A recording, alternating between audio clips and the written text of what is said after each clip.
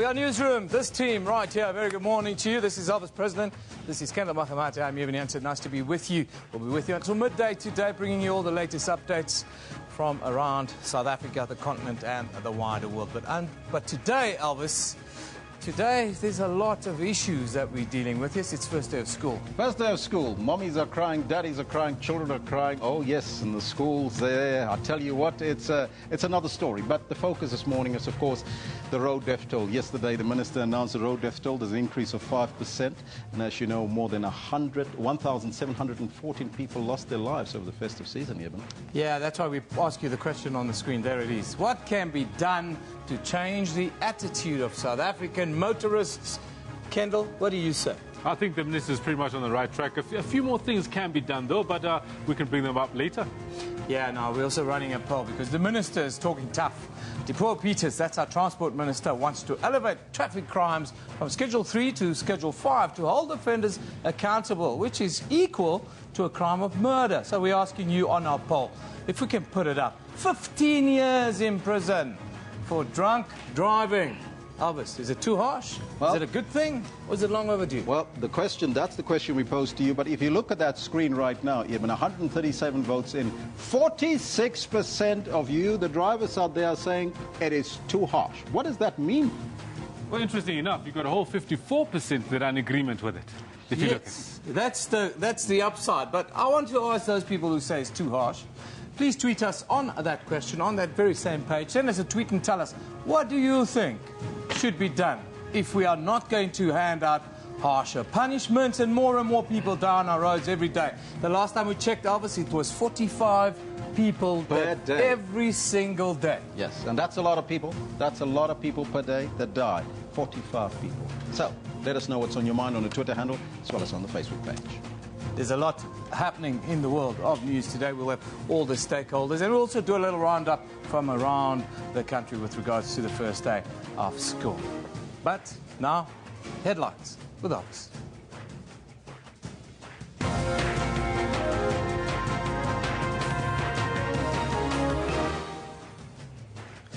Many top government officials, including the Deputy President Cyril Ramaphosa, will be visiting schools to assess their readiness as part of the Department of Basic Education's School Readiness and Back to School program.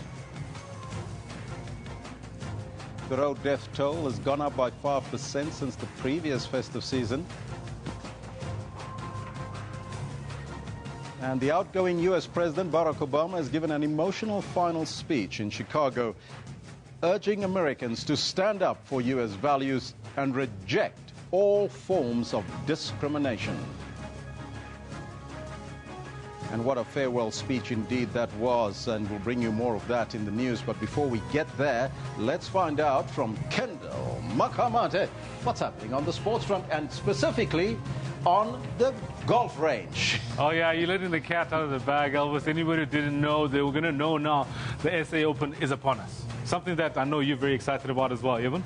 Yeah, it's nice to have the big names of the world, put South African golf on the map, but South African sport also, so good all round. Yeah, now I'm hoping to see the two of you on the golf course sometime over the weekend. Good morning to you. This is what we've got for you in the sports today. I'm feeling good about my game, and hopefully I can be in with a good shot on Sunday. As the world's best golfers descend on Johannesburg, Rory McIlroy is looking forward to getting in with a fighting chance. On the basis of that header and also your conversation, he would know it was about Lilia Shopakova. He knew it. Certainly, there was because certainly a specific. Certainly. A UK anti-doping inquiry finds that IAAF President Sebastian Coe must have known about the doping cover-up and decided to call him back. Africa, for example, has 54 members, one less than UEFA, and has 5 participants, whereby UEFA has 13 participants. So these are certainly things that need to be looked at. But at the end of the day, each confederation will have more representatives in the World Cup than today. This is simply the laws of mathematics. And FIFA President Gianni Infantino praises the expanded World Cup, saying it doesn't add a burden to players and that football is more than just Europe and South America. All this and more we've got for you later on in the Sports Bulletin at 10:40. But for now, it is back to Elvis, who's got the news. Muito obrigado, Senor Kendall. He'll be back a little bit later with more. Top story this morning. top government officials are at various schools around the country monitoring the opening day of 2017. Now this is part of the Department of Basic Education's School Readiness and #Back to School program. Deputy President Cyril Ramaphosa and the Basic Education Minister Angie Motshekga are at the Penal Secondary School at Parental in the Free State as recognition for the province's achievement of the best matric results. Your teachers, as Minister Motshekga was saying here, are doing phenomenal work. Your teachers are going the extra mile to make sure that you get good results. And I was particularly pleased to hear that teachers in this school do go the extra mile. They work longer hours, they stay on, they don't watch the clock. They are, as the president often says, in class on time. And they don't watch the clock. They make sure that they deliver a good education to all of you. And then they also focus on the camps. I was very impressed to hear that a week before the exam, the matric exams, the matriculants go on a camp and they stay out there, and once the exam starts, they all sleep here at the school to write their matric exam. They no longer travel all over and waste a lot of time. They just remain focused. This is the first time I hear of this. And this is what is making this school the best school. And we want you to be the very best school in the country. And it is in your hands to make this school the very best in the country. Well, that was a little bit earlier. Let's now cross live to our reporter, Aldrin St-Pierre, who is with the Deputy President at the school. Very good morning to you, Aldrin. Well, yes, good morning, Elvis. We are here at Mpumalanga Secondary School in Parental. The school has received 100%, but they also received 100% in 2015 as well. And we're now joined by Deputy President Cyril Ramaphosa. Remember that earlier on he delivered the keynote address. As one of the speakers, actually she's standing right next to you. I wanted to say halala, Deputy President, halala. Halala. Halala, SABC. Halala to the school and halala to the educators as well. Yes, we're very, very happy. We're here really in celebratory mode because we're coming to celebrate success. This school has really performed phenomenally. 2 years running, got 100%, and it is largely because of the contribution that's made by everyone. Of course, the learners themselves are given a really good environment in which to learn, and this is brought about by the Education Department, the policy framework that has been put in place by the department, by the minister. The MEC is hands-on. He attended this school. The Premier of the province attended this school. And they didn't so much focus on the school as such because they've got so many schools, but they created the environment in the province for these types of schools to succeed. And the other contributory factor was the parents. The SGB, Mrs. Mokhomu here is the chair of the SGB. She comes here every day. She closes the gates of the school. When the children write exams, they abandon their homes and come to the school to support the learners for the period during which they are writing exams. And of course, the principal of the school is dedicated. The teachers, they are phenomenal teachers. They focus on the learners and they make sure that the learners perform well. So a combination of all these factors, what the national department is doing, what the province is doing, what the parents are doing and what the teachers are doing, makes sure that we really have good outcomes where the learners are given good quality education. And they got 63% bachelor pass rate. And now we've given them a new target. We say we want 80% bachelor pass rate.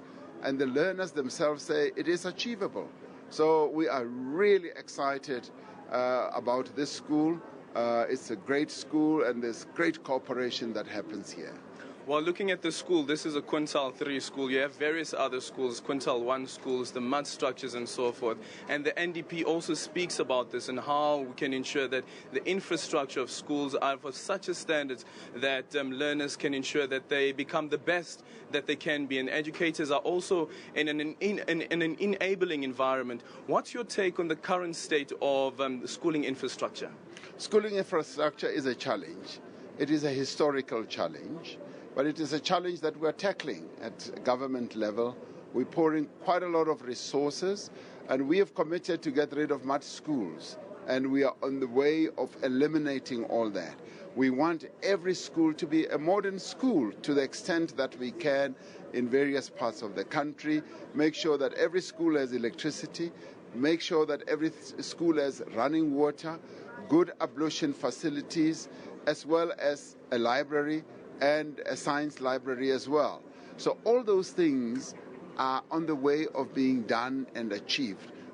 Naturally, it will take time because the backlog that apartheid left us is huge. But what we can be grateful for is that we've got 100% access of young children who are coming to schools. So that we can be grateful for, and that spurs the government to want to achieve more in terms of meeting the infrastructure needs of our schools. And we also are grateful because we've got a lot of partners. Business is coming to the fore, the communities are coming to the fore, non-governmental organizations are also mobilizing resources to help with the upgrading of school infrastructure. For instance, in this school, the Department of Education built this hall. There are other NGOs that are now going to revamp the library, the ablution block, the science library. So we've got a wonderful combination of partners who are willing to assist. And all that it has taken is for the enthusiasm of the teachers, the parents, and the learners. And with that, it attracts all the wonderful partners who are prepared to help. Deputy President, just in closing quickly, just a quick message to those little ones who start schooling today. Well, the little ones who started school, there are about 1 million of them. We are so excited that those young toddlers, young kids who are now getting into school have now started their journey for 12 years. And we say they must have a dream. They must be ambitious. They must look to the next 12 years of learning as a period of excitement, of discovery, of finding out new things, new friends, new teachers, and just opening up their minds. South Africa is ready to start the education revolution and make sure that education becomes the best determinant that we can be determined on whether we are a successful country or not. Well, thank you very much. There you have it from the Deputy President, Cyril Ramaphosa, on those little ones who start schooling today. And earlier on, we did speak to the Basic Education Minister, Angie Motshekga, who did indicate that there's, speaking rather on the state of readiness of schooling across the country. She did indicate that there are some issues, for instance, in Limpopo, where the stationary tender was issued very late in December. Okay, actually right now I have the Free State MEC for Education. And as I said to the Deputy President earlier on, halala, Free State halala. Halala. I'm going to ask you a question that I asked you when the minister actually released the results. Yeah. What does it mean for the Free State? Well, you can see that the whole community of the Free State is very excited. And I think this is what we wanted. We want a situation where everybody in the Free State can associate with education. Whether they are church ministers, NGOs, ordinary community people, political organizations, all of them are excited about the achievement. So I think I love when people say, we have achieved as a Free State, and that's what makes me great and feel very great. And what's the next step for the Free State? Well, the next step is to sustain and improve. I think we have shown and we have demonstrated that a small province with less resources can actually achieve what we have achieved. We're going to stay there. I think you mark my word. You know, when you interview me again January next year, remember that I said we will not be only attain what we have attained, but we will actually improve on it. I think that the system is ready, the excitement is there, we are mobilizing the whole community radio stations, the media, people are giving us attention, and I think this attention will not distract us, don't worry. We know that where our secrets are. I was telling the other person now that, you know, we have already started You see people coming here for the first time in school. But in all the class of 2017, in all our schools, have been here for a week now. So they're already there. They're preparing for the exams of 2017. So we are ready. And we are ready to dance and be happy and make everybody in the Free State happy. That's what we do. We have seen the memes and we know that you can certainly dance. Well, there you have it from the MEC of Education here in the Free State, speaking obviously about the results that they received and what 2017 has in store for them. It's back to you in studio. Yeah, in good spirits there in the Northern Free State, Parys, to be exact. Now, let's get on to the Eastern Cape. Despite the province managing to improve marginally on its overall matric pass rate, the Port Elizabeth district once again, took a tumbling, dropping more than 10 percentage points in just 2 years now. The Eastern Cape is faced with a number of challenges, things such as overcrowding, shortage of teachers in specialist positions, textbook delivery problems and an infrastructure backlog. Now, last year, parents took the struggle to the streets. In some areas, like the northern areas of the city, schooling was disrupted for up to 4 weeks. Now, our reporter, Unathi Bingozi, is in King Williamstown to give us more on the readiness of schools on the first day. He's with the Premier of the Eastern Cape, Mr. Mpumalanga.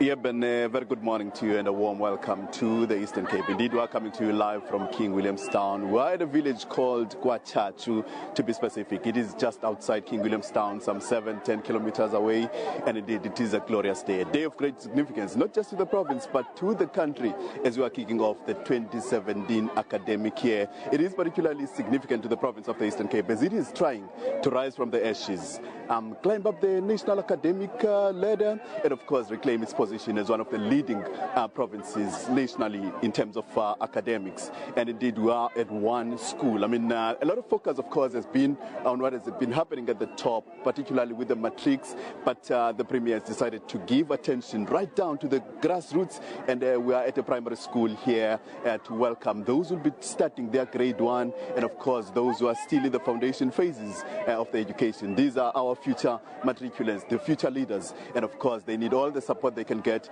in order to ensure that by the time they reach matric, at least they do make us proud and we are able to reach the marks that we aspire to achieve. But to speak a bit more about what is happening here, the reasons for his visit here, we are now joined by the Premier of the Eastern Cape, Utatu Phumulo Maswale.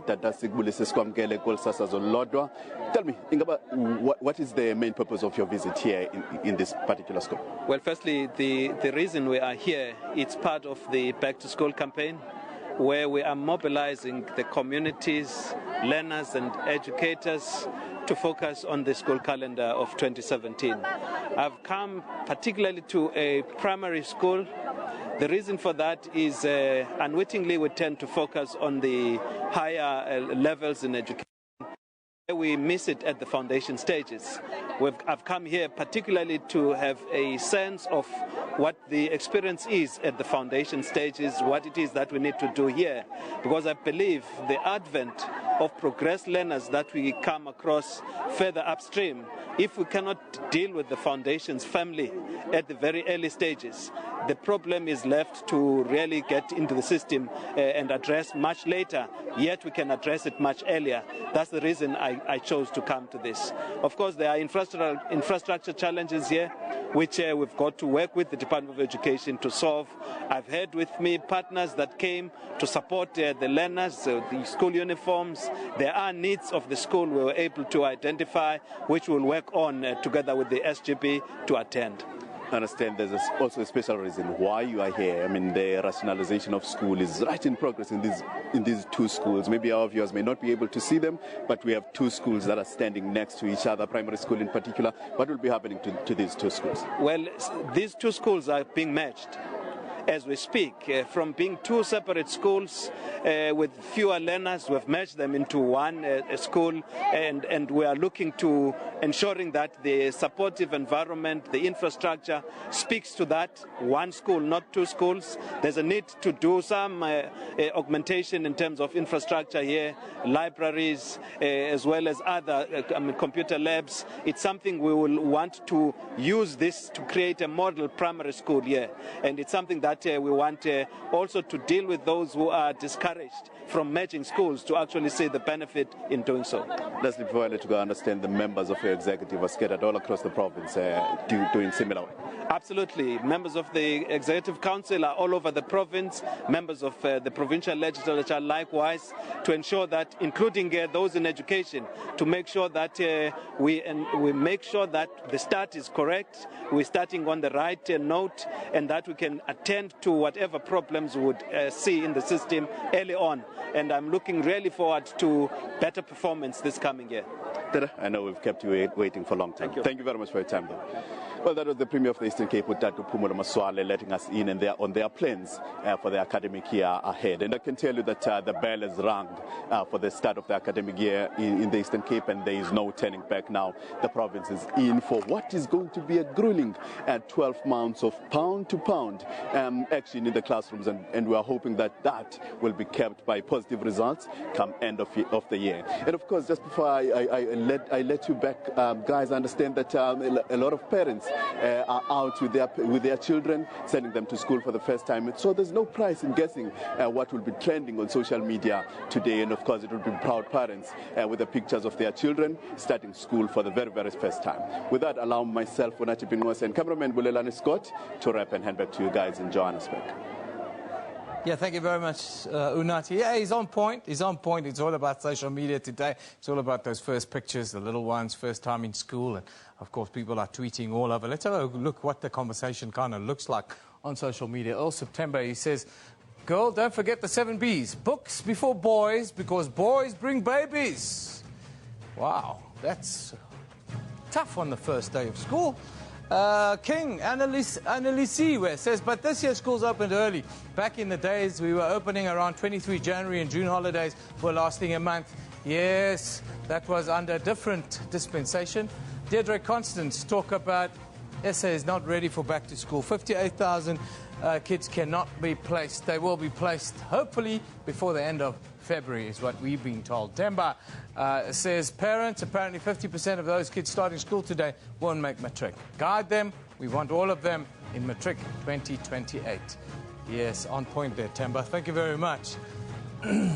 Back to school, first day back, of course. The last day for Barack Obama. The outgoing US president gave a farewell speech to the nation in his native city of Chicago. You look back at his legacy as he encourages supporters demoralized by the election of Republican Donald Trump to feel optimism about the future of the country.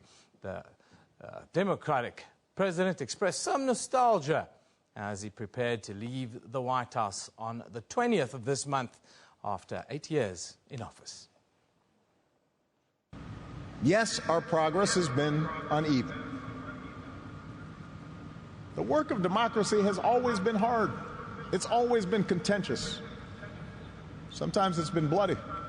But the long sweep of America has been defined by forward motion, a constant widening of our founding creed to embrace all, and not just some. If I had told you 8 years ago that America would reverse a Great Recession, reboot our auto industry, and unleash the longest stretch of job creation in our history,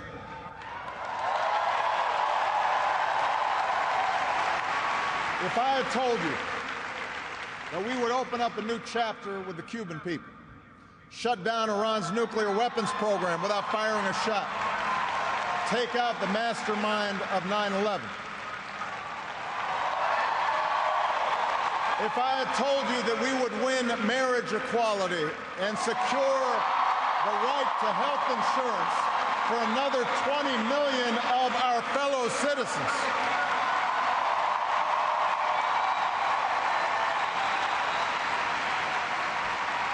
if I had told you all that, you might have said our sights were set a little too high. Yeah, the America of 2008 is a completely different America today. Can you imagine the credit crisis in America, the economy in turmoil? Well, Barack Obama, his legacy is that he turned all of that around.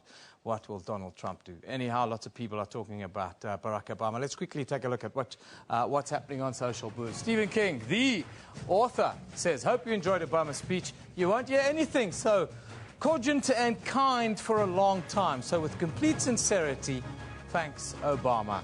Yes, that's kind of the sentiments of the world. Ellen DeGeneres says, Barack Obama, I love you more than I have space on Twitter to describe. Elizabeth Warren came out and said, President Obama is a good man who's made our economy, country and planet safer and has given us hope. Thank you. She says. Then Sweet Mona talks about, and I'm not saying he's perfect. I'm not saying I've agreed with everything he's done. I'm saying I wouldn't be who I am without him. That's the sentiment of Barack Obama as he's in the final weeks of his second administration. Yes, he sort of gave his farewell speech, late last night, this morning, South African time. But here in South Africa, we have current problems on the roads, it seems. Elvis, and the Transport Minister is starting to talk really tough, isn't she? She's talking very tough, and we're going to analyze that today with some of our guests that we've brought in. But as you know, the road death toll has gone up by 5% since the previous festive season. Now, releasing the statistic, the Transport Minister, the department announced that 1,714 people died on the country's roads during the festive season. Government now plans to elevate traffic crimes from Schedule 3 to 5 to hold those offenders accountable. The Transport Minister, Dipuo Peters, has blamed most of the holiday road deaths on drunk driving, speeding, and the reckless attitude of motorists. One of the things that were picked up in terms of the report that we were releasing yesterday is that more than 70% of the causal factors is actually human factors. And if you look at human factors, you look at people speeding, you look at people drinking and driving, you look at people driving with whilst using a cell phone, but also you have other factors like environmental factors. We had serious inclement weather in this period. We had challenges related to some parts of our country where the roads have been eroded, but that was just about 12%. And the vehicle factors was also one of the problems, where we had faulty brakes, unroadworthy vehicles. But when it comes to human factors, I'm telling you, liquor and speeding has been the main cause. Yeah. So, Minister, would you agree with me that the poor state of South African roads are a contributing factor to the road carnage, that the government needs to invest more on road infrastructure? Government is investing more on road infrastructure. I'm sure your own footage showed the type of roads that we have on the national network. We have a grant of about 10 billion rand per annum, which we give to provinces for provincial road maintenance. We're saying 40% of that must be used to deal with potholes, but we have seen big challenges. We've got a network that is the 10th largest in the world. 750,000 kilometers of network. About more than 30% of those roads, which are under SANRAL, are in very good condition. About 60% of our roads are in fair condition. That means they can still be used, but they need maintenance. And the other, about 20%, are in very bad condition. We know it is in the rural areas, we know it is in our municipalities, but we're looking at that and addressing that. You know the investment that we're making with Moloto Road. You know the investment we're making on the R61 in the Eastern Cape, the N2, and many others. Those are part of the road safety strategies intervention with regard to the engineering. Now, you heard the Transport Minister, Dipuo Peters, there, that has expressed deep concern over the 5% increase in the road fatalities during the 2016-2017 festive season. That's compared to the same period in the previous year. There's also skepticism around the efficiency and the effectiveness of the country's road safety campaigns following the minister's announcement of the festive season road deaths.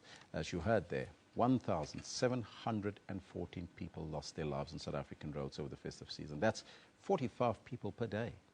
Now, to analyze the situation and to give us a way forward, we are joined by the Chief Executive Officer of the Road Traffic Management Corporation, the RTMC, Advocate Makosini Msibi. A very good morning to you, Advocate, and welcome. Good morning, Eloise, and good morning to the viewers too. Some say that suggest that we should declare South Africa a war zone with a road death toll. What is your comment to that?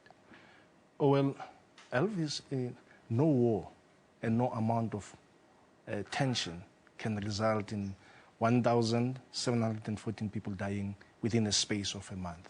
So naturally, this is disastrous and obviously caused by the attitude of our drivers, which is very recalcitrant. And indeed, people are blinding in their eyes and closing their ears to the messages that we are talking to, but causing mayhem and carnage in the country. Now, we are going to talk about this attitude of our drivers because that's a very important point. It is something that hasn't changed over many years. In fact, it seems like it got worse. What is the department or RTMC doing to maybe change that in South Africa? Well, we're bringing forth a number of interventions, Elvis. We had first mobilized, communicated, and engaged. If those strategies are not working, then we need to begin to up the bar. In upping the bar, we are now considering and bringing forth amendments in terms of the legislation to look at the consequence management and the penalties that must go with the attitude as well as the behavior. Key to those are the amendment of the reclassification of our Schedule 3 offences to Schedule 5. What do we mean by that? We're looking at a two-pronged approach.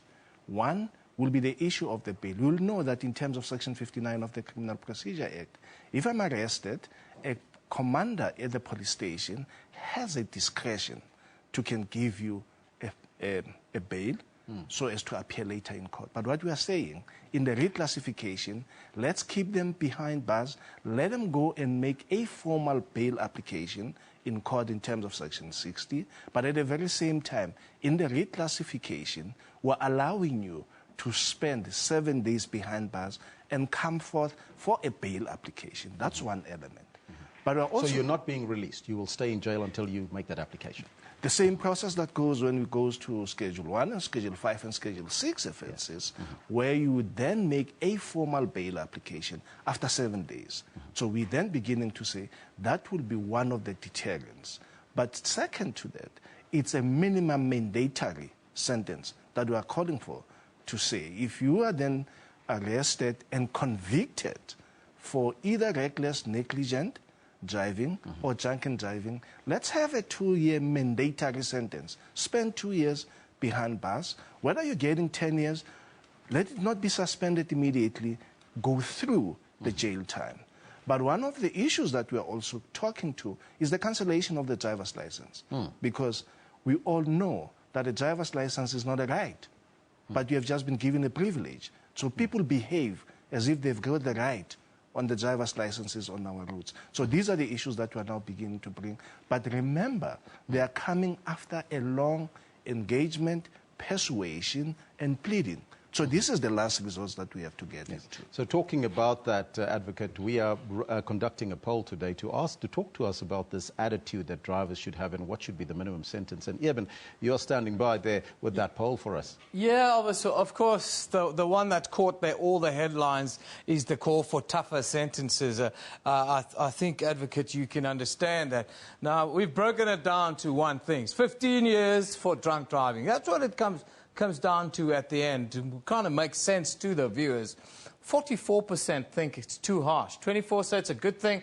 32% say it's long overdue. So those that are for it are 56%, and those that are against it, 44%. Are you concerned that people think it might be a little bit too harsh to hand out tougher sentences for drink drivers? Well, Eben, let's begin to look at the issue. What about a family who has lost a breadwinner? Yes. A child that is going to be without a parent for the rest of his life because of your attitude, because of your action? Is it too harsh? What about those families? Because this is the point that we are saying as South Africans. Let's take this issue to the open. Yeah. Because how many millions of South Africans have lost husbands, have lost wives, have lost parents, have lost sons? Minister says yesterday, somewhere in the rural area, a mother is sitting in agony because he expected A child who have gone just through tertiary, Yeah. got employed last year, bought a car in December, but he couldn't make it home. Yeah. I think sometimes we sometimes on the roads we don't realize how our actions impact the lives of others indefinitely at times. And what you're telling us is that it cannot be too harsh if you think about it. If you think about the fact that how many parents lose their children or children lose their parents and those lives are changed irrevocably. How do we get buy-in, though, for this kind of thing? Or do you think it's the time for getting buy-in is over? It's a time to make examples of people? We're going to follow the legislative process, but at the very same time, you will concurrently be engaging the public. I mean, there has been a clearing call for quite a long time, people saying, let's get tougher on this situation. I will indicate to you how South Africans then begin to behave. Even on this issue of the fraud and corruption, you find very educated people going to buy driver's licenses. People are just lazy to go through the motion, get the proper driver's licenses. We're shocked when we're asking somebody about the double barrier line. A person believes that the double barrier line is just a decoration on the road. It has no meaning. Now, it then tells you the attitude, it tells you the extent that our road users have gone to cause mayhem on our roads. Advocate, now, the death toll so far, what are some of the most contributing factors to that toll that we've seen at 17414? Well, top on the list, it's the human behavior, human conduct. That's one. It's the most fundamental one. The vehicle roadworthiness accounts for about 10%. And you can then begin to say, collectively taking all the percentages, the 90% or above 75% accounts for human behavior. So if you deal with 75% of human behavior, then this figure of 1,714 might have come down to about 500, which we don't say it's an acceptable figure, because to us, one death is a death too many. We want to get to a point where in South Africa we have a zero death rate, as other countries have done. We know it's going to take us some time, but we are now prepared, we are resilient, we are very, very adamant that we're going to get to that level. This is the time, and the time is now, that we begin to declare war on our roads. Just very shortly and very briefly, there's also the challenge of testing stations where people buy driver's license, we are told. What is the situation there and the strategy moving forward? Well, now we can declare that we have been doing these investigations for a year. We now know what is happening, who our victims are, and what we're going to be dealing. Soon, we'll be pouncing on them. And that's the issue that we're then saying. We'll be cancelling a number of driver's licenses. We'll be arresting a number of one of our own. We'll be arresting a number of the public, because it takes two to tango. It's not only our traffic officers that are corrupt. You have the corruptor and the corruptee relationship. Now we're bringing them to the book. It's unfortunate that some of them, of the people, are very prominent people that will be pouncing on them, who got licenses irregularly and not through the proper processes. Advocate, I thank you so much for your time and good luck for the year ahead. Thanks ever so much, Elias.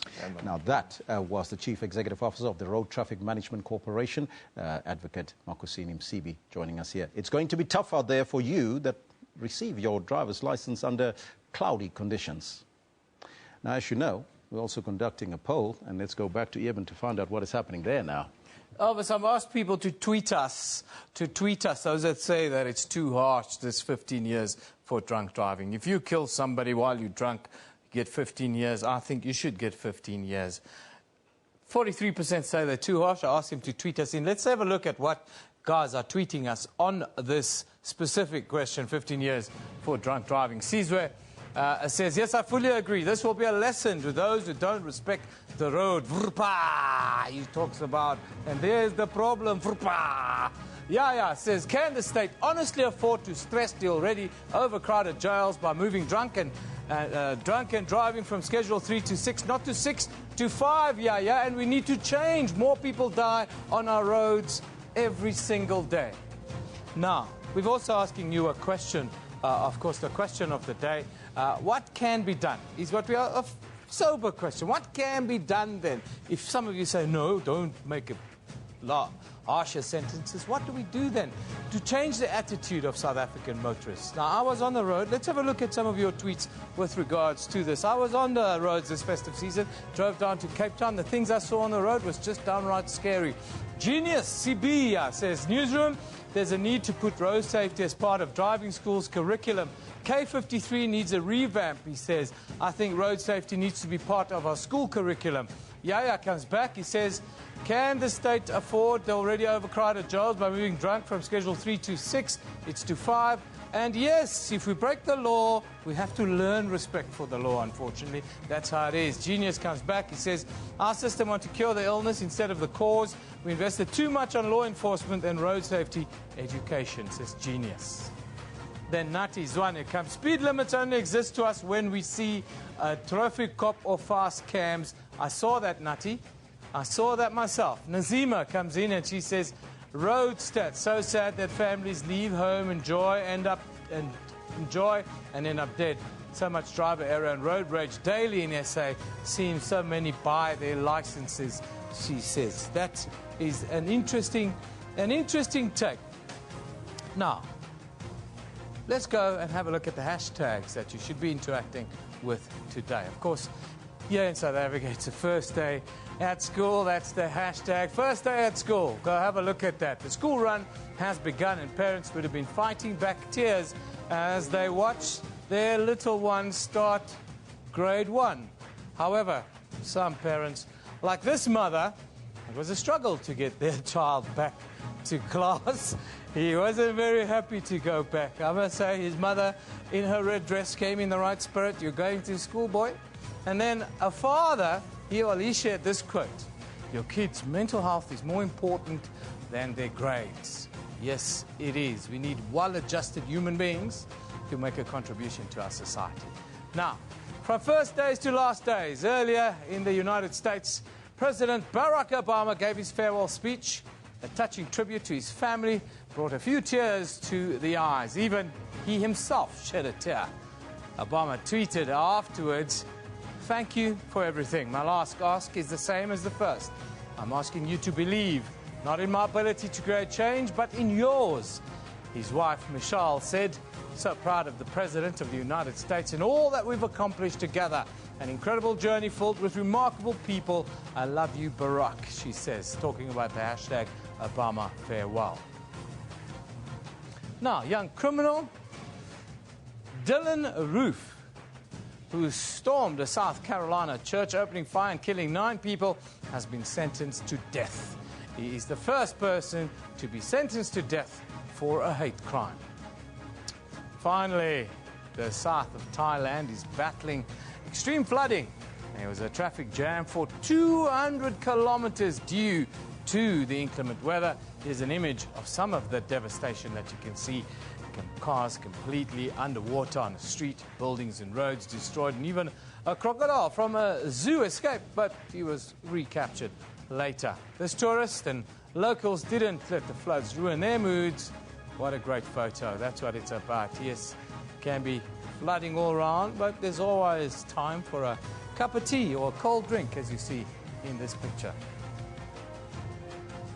Now, our picture of the day. This one comes from Courtney, 2286, and it's captioned, all the emotions spilling over.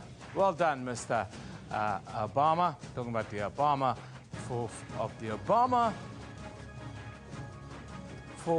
the mood was sad, brought a tear to the eye. Yes, Barack Obama. We'll miss him. We're getting Donald Trump. That's us, the free world. Getting Donald Trump.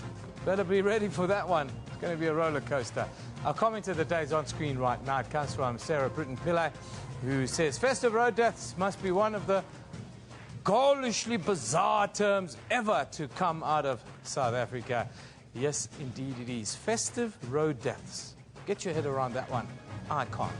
Anyhow, the courts are back in session here in South Africa. Let's go to KwaZulu-Natal, where a man caught driving at a reported speed of 235 kilometers per hour on the N2. Well, he's expected to appear in the Mtunzini Magistrates Court He's been charged with reckless and negligent driving and exceeding the speed limit on a national highway, 235 kilometers an hour. Wow. Then in Vereniging, Mark Warona Zinde is expected to appear in the Vereniging Magistrates Court on an assault charge. The state will also make an application to have all his cases centralized at the Pretoria High Court. Zinde has 2 cases pending against him, killing his mother, that's former SABC board member Hope Zinde, and assaulting his father, Dr. Lebogang Manote, who had taken him in after he was granted bail of 10,000 rand in the murder case. Warona's bail was revoked following the assault on his father. Interesting story, close to home for all of us here at the SABC. We'll keep you updated as that story develops. We're going to take a short break. When we come back, we'll talk to Lawrence Barrett about the state of our roads. Don't go away.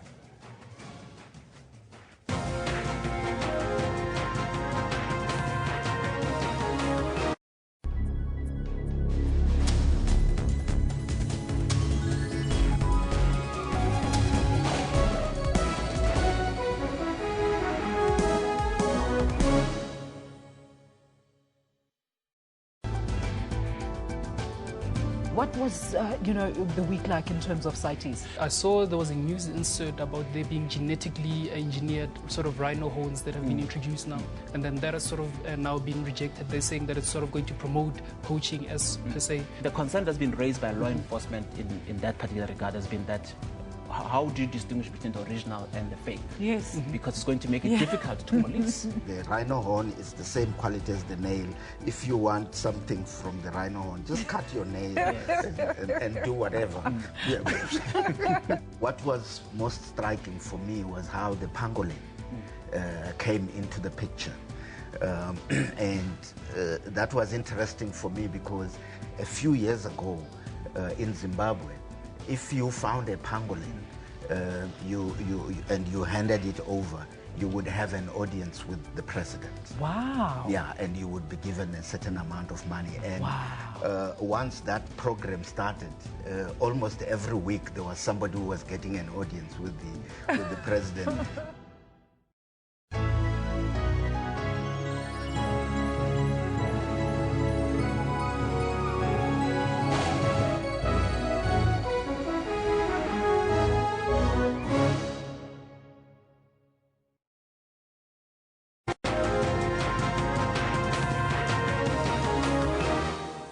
We continue our discussion on road safety, and the focus, of course, the countless tragic deaths of many South Africans due to road accidents every year have been more frequent and steadily on the rise every year. Fatalities increase significantly during the festive season always. As an active and immediate measure to tackle this alarming increase of road fatalities with a long-term vision, Stay Alert, Stay Alive hosted several live public events with the intention of making you, South Africans, and our South African roads safer for all South African road users. We are joined now in studio by the road safety criminologist and coordinator of the road safety project for Stay Alert, Stay Alive, Dr. Lawrence Barrett. Doctor, very good morning to you and welcome. Thank you. Good morning. Now, some people would say that, all these road safety campaigns are really not working because we see an increase in the road death toll every year. I really believe they are working because if not for them, I really believe that the death toll would have been much, much higher. Only 5% though this year, which is a reduction from the previous year. Previous it was 14% on the rise. So you do see that there's a difference? No, not really. I think that, first of all, I don't think these figures are really final. And number two, unless I have calculated wrongly, there is a 2-day lesser period this year in terms of when the figures were actually calculated. And compared to last year? Correct. Correct. So it's absolutely horrendous what is happening on the roads of South Africa compared to any other country with similar infrastructure than what we in South Africa have got. Is it your view that our motorists are simply negligent, or is it perhaps that we need to look at their attitude on our roads? I think it's everything, to be honest with you. As we can see, the number of people arrested for drinking and driving is 5,943, which is a staggering amount. And that leads me to ask one question. It's nice being told continually, year by year, so many people are arrested for drinking and driving. How many are convicted? In other words, how many just go on and think this is a joke? I'll be arrested, I'll get bail, I'll be out, or maybe I'll spend a night in jail, maybe even not. And that's it. The figure that we need to know is how many are convicted. In other words, what happens after they are caught. And that is why we have that poll question, even that we're raising with our viewers this morning on the screen right there. Yeah, absolutely, Elvis. Dr. Barrett, it's the age-old question. It's about compliance. And it seems as if in South Africa we're not compliant. We're only compliant when we stand to lose something like our freedom. Now, 15 years for drink driving, if you take a life on the road, that should be the context of this. Right now, 164 of our viewers have voted. 44% say that's too harsh. 24% say it's a good thing. And 32% say, well, it's long overdue. Tough action needs to be taken on our roads. What's your view? 15 years if you take a life on the road? Right. Looking at those figures over there, we have a question over here of 15 years for drunk driving. It doesn't say on the question for taking a life. So I think if we would rephrase that question to 15 years for drunk driving, for taking the life of a person, I really believe that we wouldn't have 44% too harsh. I don't think it's too harsh if a person takes a life.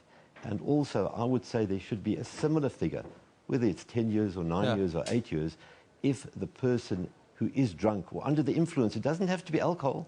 It can be under the influence of some strong drug, whatever it might be, obviously recreational. I'm not talking about medication.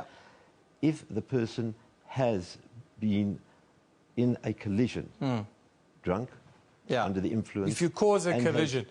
And has caused an injury to somebody else. Definitely there should be another figure which should be asked also of the public. You have to be responsible and take responsibility for what you do. We cannot put our heads in the sand and destroy lives. Now, well, people are tweeting us also, Dr. Barrett. Let's just have a look what people are saying. Then I'll hand you back to Elvis. But what are you telling us with regards to 15 years for drunk driving? Well, it looks... This one from Tasman says, why remove license when half a country don't have legal licenses? Retest everyone. Well, you heard it there from the RTMC. There's a lot of people's licenses are going to be recalled. That's the good thing. Unati says people must start to change themselves, then obey the rules of the road. Unati, I saw people, sober people, who just refuse to obey the rules of the road. Out of selfishness, I think. Queenie comes back, Elvis, and says, suspend their driver's licenses, make them give back to society somehow. And maybe that's a point that you guys can pick up. Finally, Tefo says, what makes our law enforcement officers to take bribes? Low salaries, politician getting a lot of money, says Tefo. That's another take on it. But what do you think, Elvis? That one where we talk about, make them give something back somehow. And what is that something? Is perhaps losing your freedom. Because when you're out there, you are provided a license that you can drive. It's not a right, as the RTMC has said earlier. It is something to make you mobile. But yet, you abuse that right, and you take it for granted. But, Dr. Barrett, there's an increase, of course, of people drinking and driving on our roads. How do we deal with that? And is there a measure that your campaign is using for the Stay Alert, Stay Alive to make people aware of this? Right. We have done many tests, especially at the Kyalami racetrack, with respect to drinking and driving, testing people first sober, getting them steadily more intoxicated. We've also used the Drunk Buster, which is a set of goggles which simulates drinking and driving. And what we have found that just even slightly above the South African legal rate, which is another question at the moment, that a person is 7 times more likely to have a crash than if he or she was sober.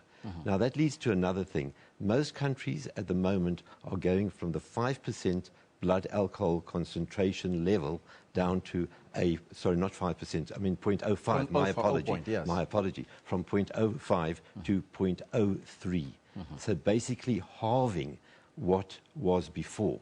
Now, and that brings it down to about 2 beers, I would imagine. No, less. Less. I would say 1 beer, definitely 1 beer.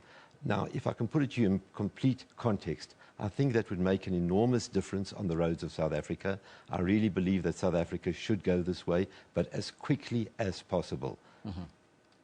Is that possible to do that in a very short space of time? And is there also not another thing that we should look at as a society? Because it seems like the Department of Transport only focus on the festive season and, of course, come Easter. Shouldn't that be a year-long campaign to make people aware of the dangers of drink drinking and driving. Most definitely. We have our particular Stay Alert, Stay Alive campaigns running the whole year. We have something on virtually every month. Now, the drinking and driving, needless to say, we concentrate on more Christmas and Easter time because that is when it becomes more prevalent. But to put it to you quite bluntly, every weekend is drinking and driving time. People get paid either on a Friday or on a Saturday, and unfortunately, please not everybody, a lot of people, it's just drinking time. Unroad-worthy vehicles, we've seen speed cameras, we've seen roadblocks, but still, this is not helping. The figures keep on rising. Your thoughts? Right. If we look at the actual figures, we will see that there were 6,800 vehicles taken off the road or suspended because they were unroadworthy. And a further 2,500 were impounded because they were so bad that the traffic officers wouldn't even let them continue, never mind continue to a safe place and then stop using them. So we can see that it is a huge problem. But you must remember that it's the driver that drives the vehicle that should know that his vehicle is either not roadworthy or in a condition that he should have something done to it before he can continue or before he starts a journey. So again, we might say it's the vehicle, but no. The driver's fault or the owner of the vehicle or both are responsible for that.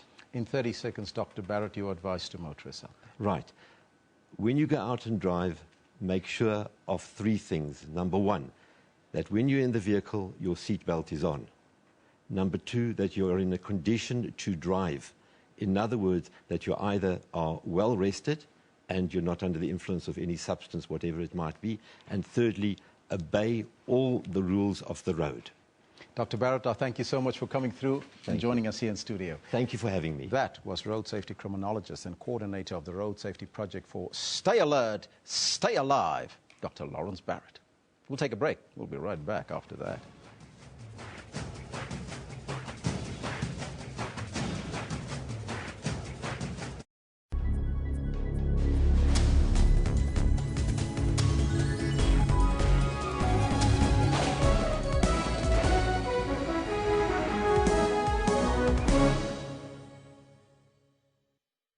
SABC News, on point with news around the world.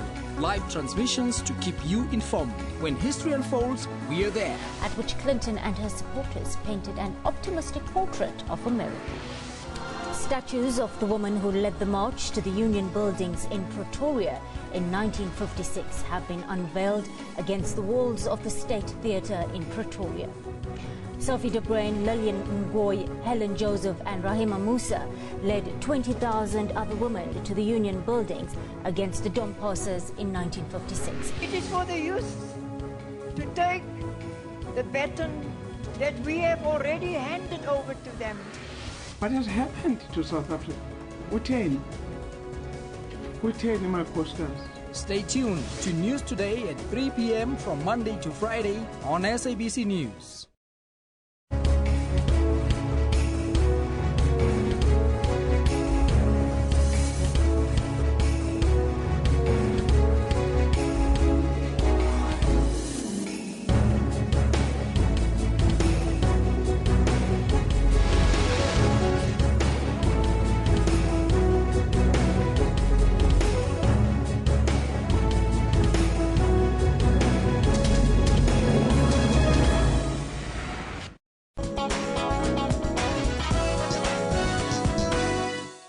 Hindu devotees took a holy dip at Sangam, the confluence of rivers Ganges. People and priests made their way to the banks before the break of dawn. Security arrangements were in place for police forces patrolling on the river banks to ensure smooth functioning of the event.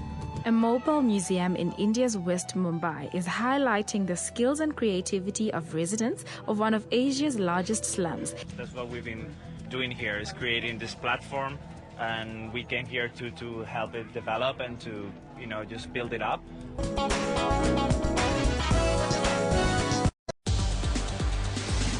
Animation, virtual reality and games. We have all of that and other technology and social media news. I've got the full version of the game at home, so I play it a lot at home. We also tell you how Africans are using tech to improve their lives. We have to close the digital gap. So join us on Network for your African technology and social media news. Stats Network with Ms. Phumelele Zondi every Sunday at 7:30 p.m. Central African Time.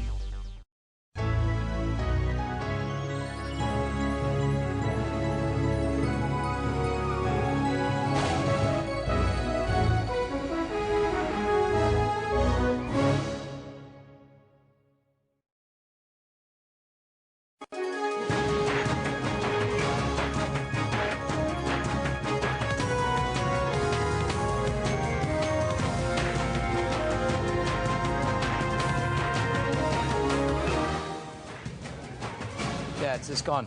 10 a.m. Central African time. That is very good morning. If you've just joined us, I'm with Kendall Makamate with you for the next hour. How are you doing, Kendall? Very good. I'm looking forward to this next hour. Quite a lot on the cards. BMW SA Open. We'll be chatting about that. Yeah, very interested. I'm going to be going to Glendower personally to go have a look at Rory in real life. That's going to be quite a highlight. But of course, our focus today is on the 2016-17 road fatalities, where 1,714 people have lost their lives over the festive season.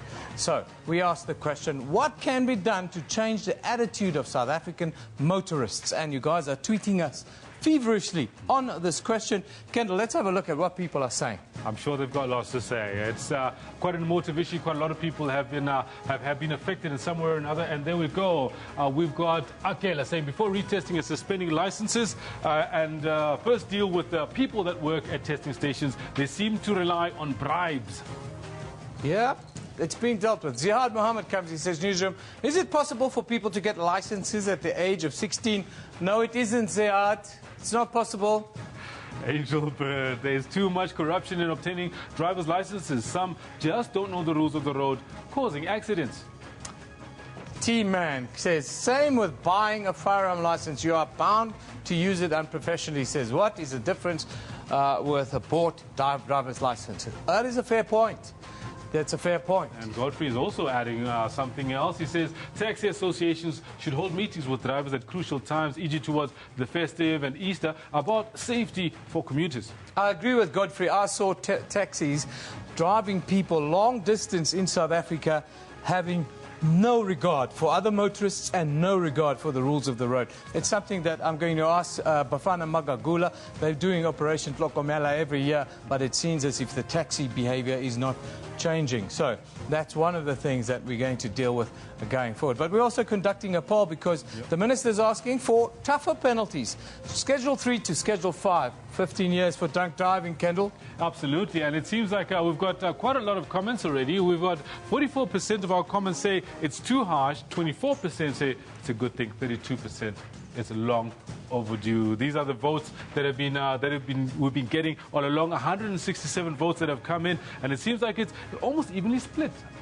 Yeah, it's just over 50% believe it's a good thing, and I think that will be more if we qualified the question a little bit better. I didn't really qualify it. 15 years for drunk driving if you take a life is what it should say. And I think the number too harsh would come down. But if you still think it's too harsh, send us a tweet. What do you think? How do we overcome this? Scourge on our roads. Anyhow, that's the tale of the tape as it is. It's just gone 10:03 a.m. Let's take a look at our top stories on Newsroom right now.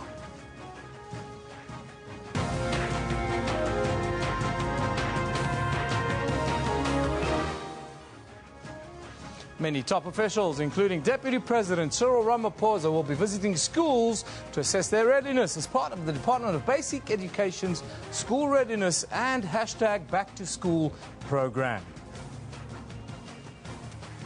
As reported, the road death toll has gone up by 5% since the previous festive season.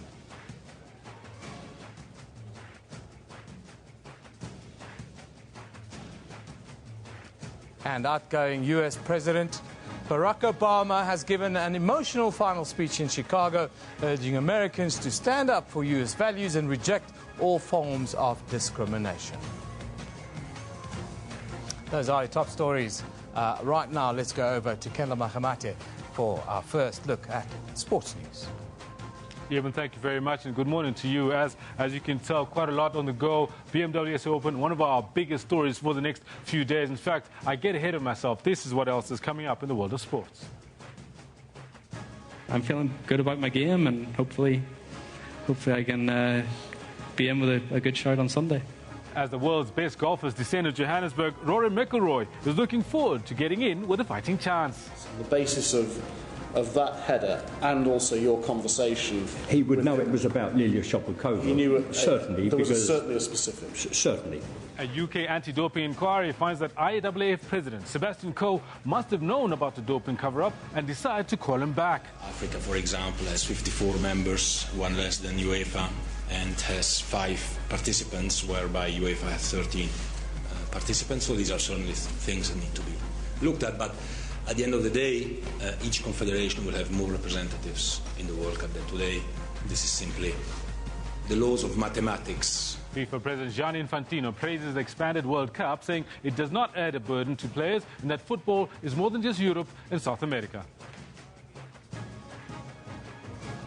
We'll also be bringing you a Q&A that Sir Nick Faldo, Ernie Els and Rory McIlroy had with SABC last night at 10:40. For now, it is back to Eben, who's got the news. Yeah, thank you very much, Kendall. Very good morning if you've just joined us now. The Mpumalanga Education Department is continuing with their campaign to give many of its schools facelifts just before the start of the academic year. The campaign, dubbed Love Your School, was launched in 2010. It encourages community members to volunteer their time and skills to clean and repair schools around them.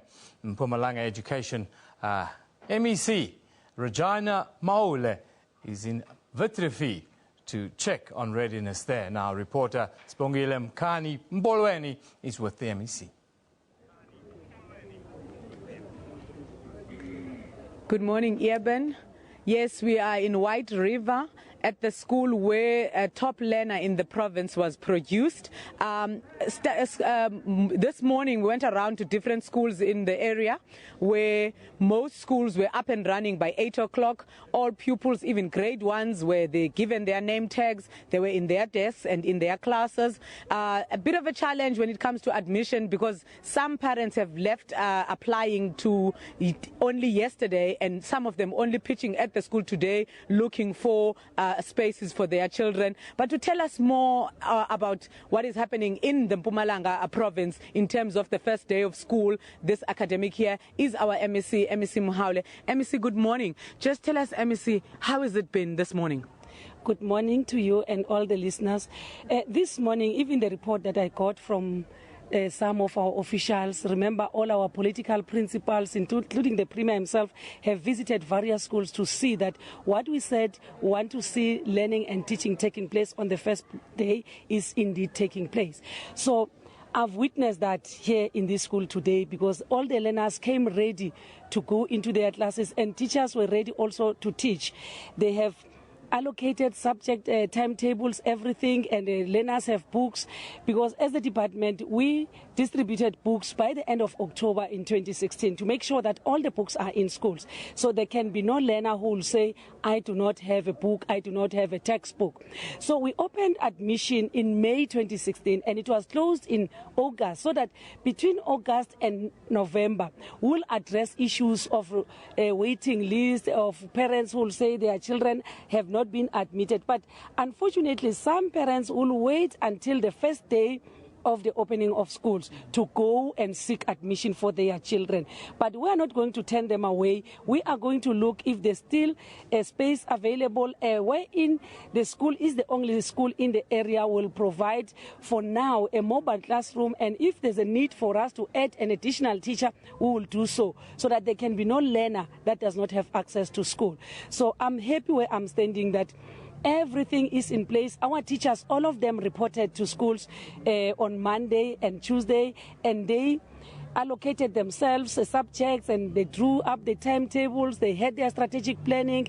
Today they are ready. And I want to appreciate the work done by the SGPs that they went to clean the schools. Most parents were in schools on Monday and Tuesday to make sure that they make the atmosphere to be conducive for the learners, that when they come, they jump straight into classrooms.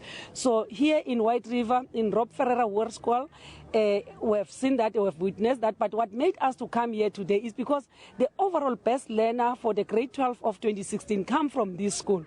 And also one of the top learners, because we identified them as top 40 this year in celebration of the student politics that started in 1976. So one of the top 40 learners also come from the same school. So we awarded them bursaries in the presence of all the learners so that they see that what we tell them, they become motivated. They see, oh, when they say the overall best learner gets a car, indeed the car is here in the school. They've seen the car. When we say top learners will get bursaries regardless whether they have applied for, and this time we said all top 40 learners, their bursaries are not going to be confined to the dictates of our policy. They will have the careers of their choices, and we are going to pay 100%, including tuition, accommodation, textbooks, and everything. So we really appreciate and we say well done and welcome all the 2017 class from grade R to grade 12. MEC, just tell us, we know that you were busy last year and the years before that eradicating farm schools. We have boarding schools. How is the situation at boarding schools? Our boarding schools are doing extremely well. Remember, the schools that we closed down, the farm schools, you find that it's one teacher teaching all the grades and all the subjects, which is not viable, and it makes the education of our learners in farms to be very inferior. So where I'm standing, we've closed more than 30 farm schools, and we've put our learners into our boarding schools. And when you look at the learners, it looks like they come from an affluent township now. When we took them from the farms, they were something else, and now they have changed. Even the complexion, even their attitude, their behavior. So they really appreciate. And when schools close, they refuse to go home because of the conducive atmosphere where they live. So we are going to build one extra boarding school this year to close about 8 farm schools. Yes, it's expensive, but it's good because we're not doing it for infrastructure, but we're doing it for the quality of the education of the farm dwellers. So the education they are receiving now it's high quality, and they have performed, and the pass rate was good in our boarding schools. Thank you. That was MEC for Education in Mpumalanga. Eben, it's all system goes in this province. Grade 1s are in class, and all grades and all schools, township schools, farm schools, boarding schools, everyone is in class. And it's back to you in studio. Yeah, thank you, Mimi. That's coming to you live from Mpumalanga. Of course, the other big story today is the fact that the road death toll has gone up by 5% since the previous festive season. Now, releasing the statistics late yesterday, the Transport Department, in the form of Minister Dipuo Peters, announced that 1,714 people died on the country's road during the festive period. Government now plans to elevate traffic crimes from Schedule 3 to Schedule 5 to try and hold offenders accountable. The Transport Minister blamed most of the holiday road deaths on drunk driving, speeding, and the general reckless attitude of South Africa's motorists. One of the things that were picked up in terms of the report that we were releasing yesterday is that more than 70% of the causal factors is actually human factors. And if you look at human factors, you look at people speeding, you look at people drinking and driving, you look at people driving with whilst using a cell phone, but also you have other factors like environmental factors.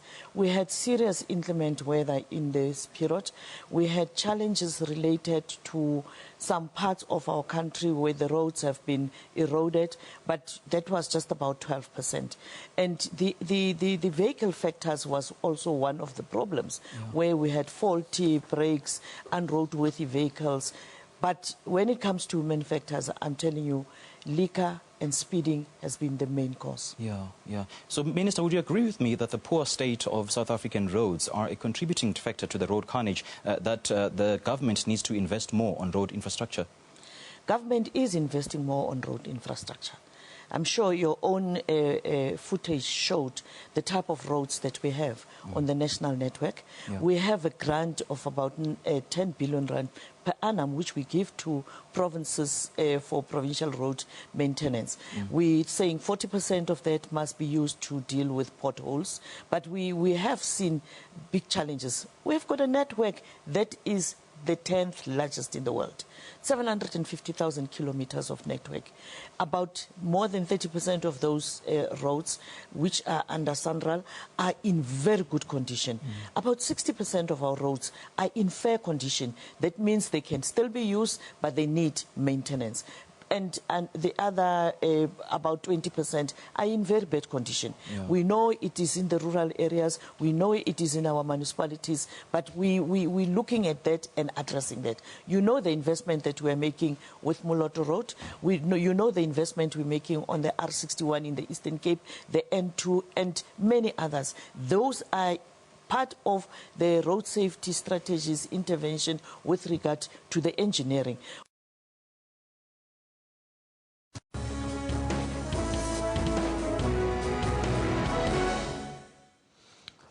Now, unfortunately, our two top stories of the day have combined. School opening in KwaZulu-Natal got off to the worst possible start. 4 school children have been killed in a tragic road accident in Ntuzuma, north of Durban. That's this morning. Reports say the minibus taxi that they were travelling in collided with a bus. Now, it's not clear at this time what caused the collision. 20 other people have been injured.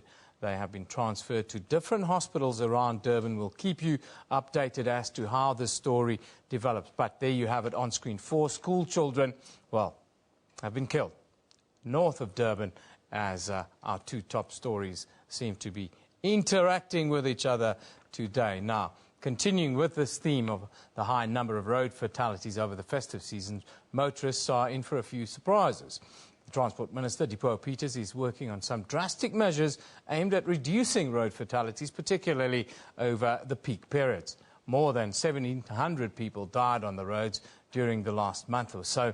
Among other things, the Minister is planning to ensure that those who drive drunk spend some time behind bars. Now, the Justice Project of South Africa warned South Africans earlier to prepare for a shock and a steep increase in the number of road fatalities. The chairperson of the JPSA, Howard Dembowski, says there were hardly any safety campaigns, which he says are not effective if they aren't implemented all year round. Howard is here with me to talk about practical solutions on, well, what needs to happen in the roads in South Africa. Howard, very good morning to you. Good morning to you and to the viewers. Howard, our campaigns, people say they're not working. You saying it's not the campaigns. The campaigns are fine. It's the conviction of offenders that's a problem. Just explain your thoughts. Yeah, absolutely. Look, I'm not saying the campaigns are fine. What I'm saying is that we have a general attitude amongst your delinquent, not recalcitrant. Recalcitrant, this word that's been used by all these people at the RTMC and RTIA. Recalcitrant means lack of respect for authority or no respect for authority. That's not what we have. We have delinquent drivers on our roads.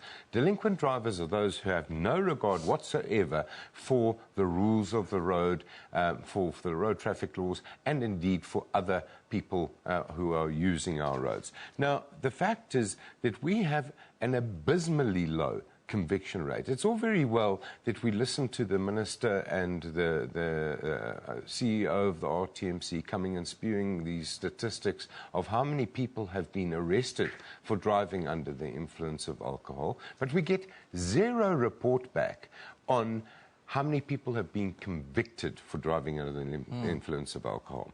Now, unfortunately, and it pains me to say this, the conviction rate is abysmally low. And the reason for that is there are a number of different problems that set in immediately after that person's arrest with evidence, etc. On screen, we see a picture of a taxi that's driven into a bus. That is exactly what we've seen happen in KwaZulu-Natal this morning. First day of school, 4 school children killed in an accident, a taxi driving into a bus. I saw on the roads, long distance, over the festive season, how taxi drivers are behaving, and it's absolutely shocking. How do we come to terms with that issue particularly? But Eben, it's not taxi drivers only. You and I both know that this is a general behaviour that's shared by almost every road user. I wouldn't like to say it is every road user, but there are a lot of delinquents on the roads. And the fact is that people will drive as badly as the authorities allow them to drive. And We've proven it year in, year out, year in, year out. We have the same discussions over and over again. If you do not have 24/7, 365 traffic law enforcement, and it's effective and it's visible, you cannot expect things to be any different in December, for starters. But secondly, this concept of rescheduling certain offences to Schedule 5. And I say certain offences because it's more than just driving under the influence of alcohol. Yeah. The intent behind that, as the advocate pointed out, is to deny people bail. So to actually to jail them prior to them even seeing the inside of a court. Now, you know, that might sound like a great idea to a lot of people. You know what? I hate drunk drivers just as much as you do. But how many people have been arrested that are not actually under the influence of alcohol? You don't punish a person prior to conviction. Once conviction has taken place, go ahead, throw the book at them. But this idea of holding people and denying them bail because you're so frustrated as the RTMC, the Department of Transport and traffic authorities that you cannot convict people you arrest is just, it's the most frightening talk I've ever heard. What are the issues that are holding the conviction rate back, would you say?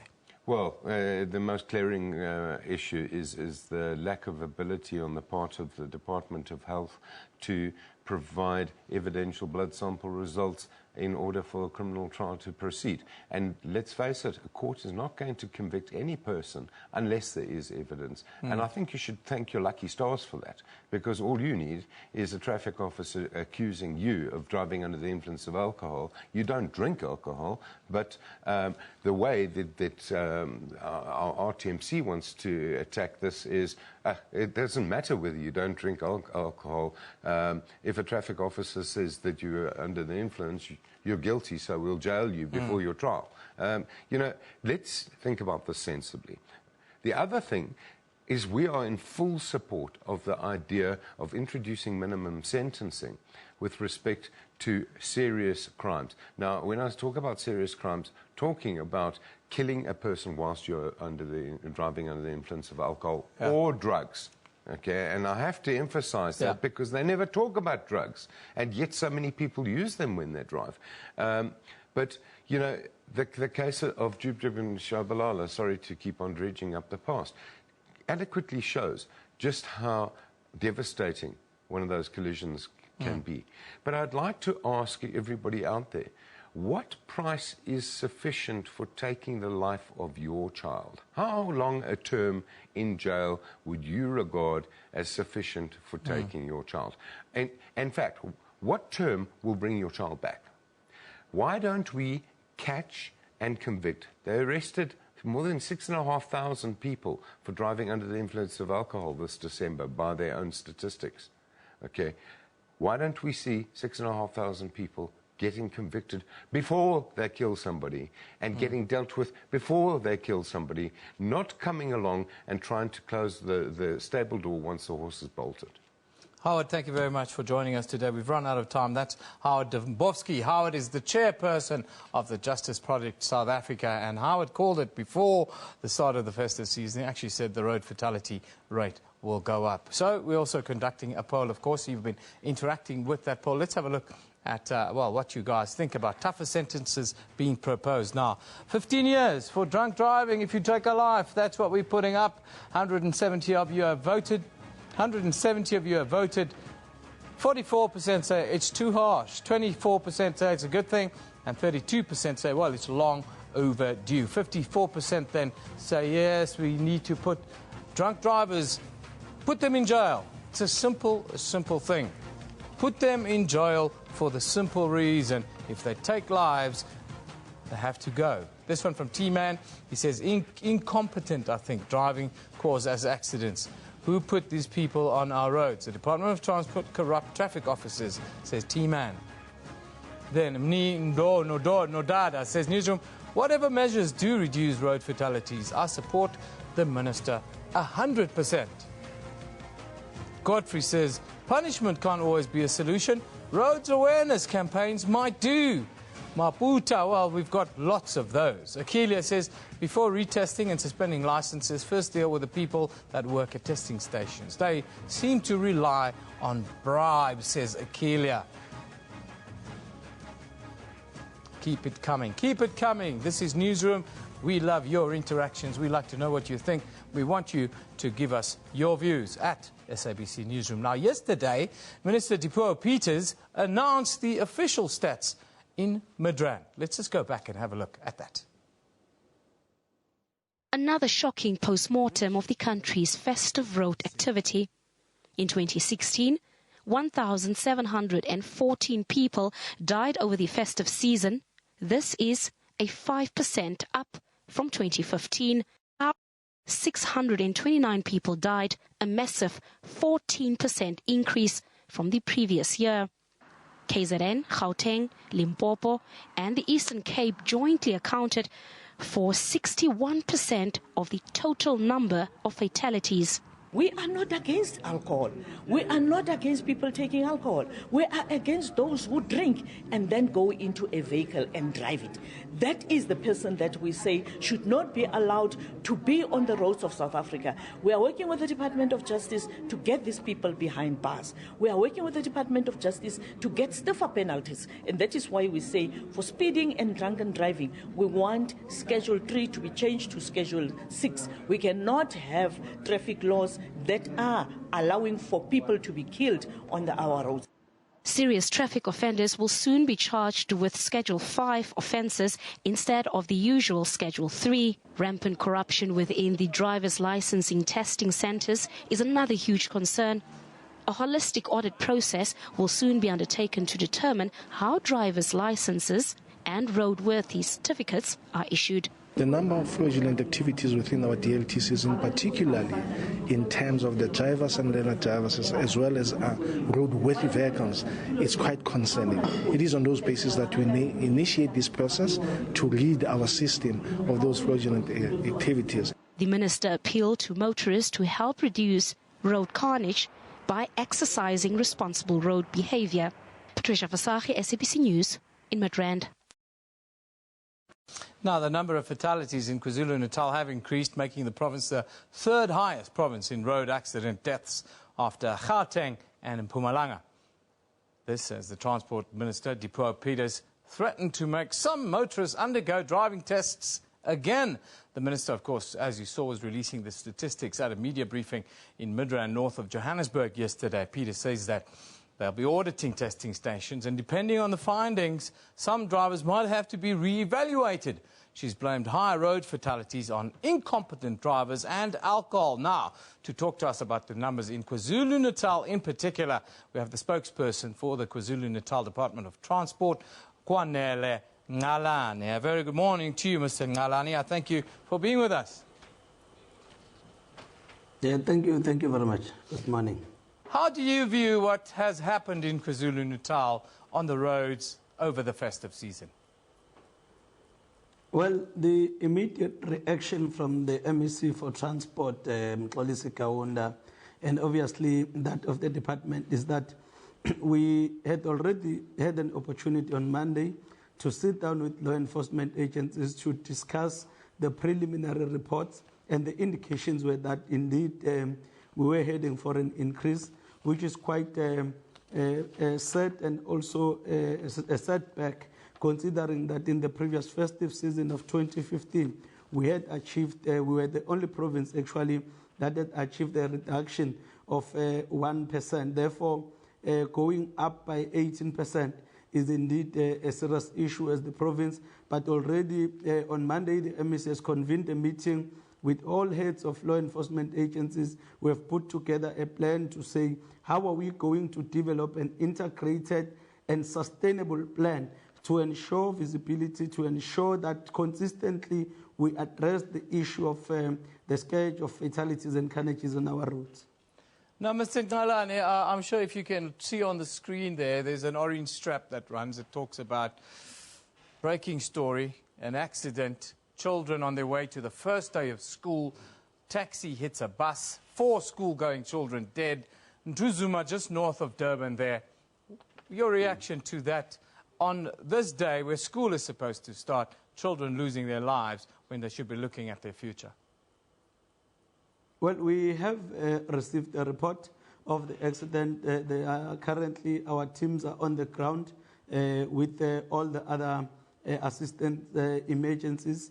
We are also going to be heading there together with the MEC to the scene to establish exactly what has transpired. But it is also painful that you lose so many lives just on the start of the schools opening. But obviously, we are going to sanction an investigation to establish exactly what was the cause of the accident, but also to see moving forward how we're going to address the issue of learner safety, which has been part of our on the agenda for a very long time. We have been dealing with that together with the Department of Education, trying to address and prioritize the transportation of learners. That is why in the province we are transporting more than 47,000 learners free every day by subsidized scholar transport as government, because our priority is to ensure that learners are transported using safe and reliable mode of transportation. But where there are challenges like this, where an accident just randomly happens, it is in our best interest as well to establish what was the exact cause of the accident, what happened, was the vehicle roadworthy, was it overloading? So all those details we'll get them once we arrive to the scene of the accident. But we do wish to send our deepest condolences to all the affected families. And as government, we are saying it is high time that we now change the mindset in terms of making sure that we all prioritize safety on the road. We can mount roadblocks, we can increase visibility of the police, but still, that is not enough if our people have not changed their consciences, if our people have not taken up to themselves the issue of ensuring that our roads are safe and ensuring that we all take responsibility. Now, we've heard a little bit earlier, we talk about tougher sentences for people who disobey the rules of the road. That's the one thing. But the conviction rate is the problem, it seems, in South Africa, because we can have all the sentences in the world, but if for drink driving, for instance, 4% of drink driving cases see convictions, which means 96% of the more than 6,000 people that were arrested for drink driving over this period will not be seeing the inside of a prison, will not be prosecuted because the conviction rate is so low. How do we overcome that?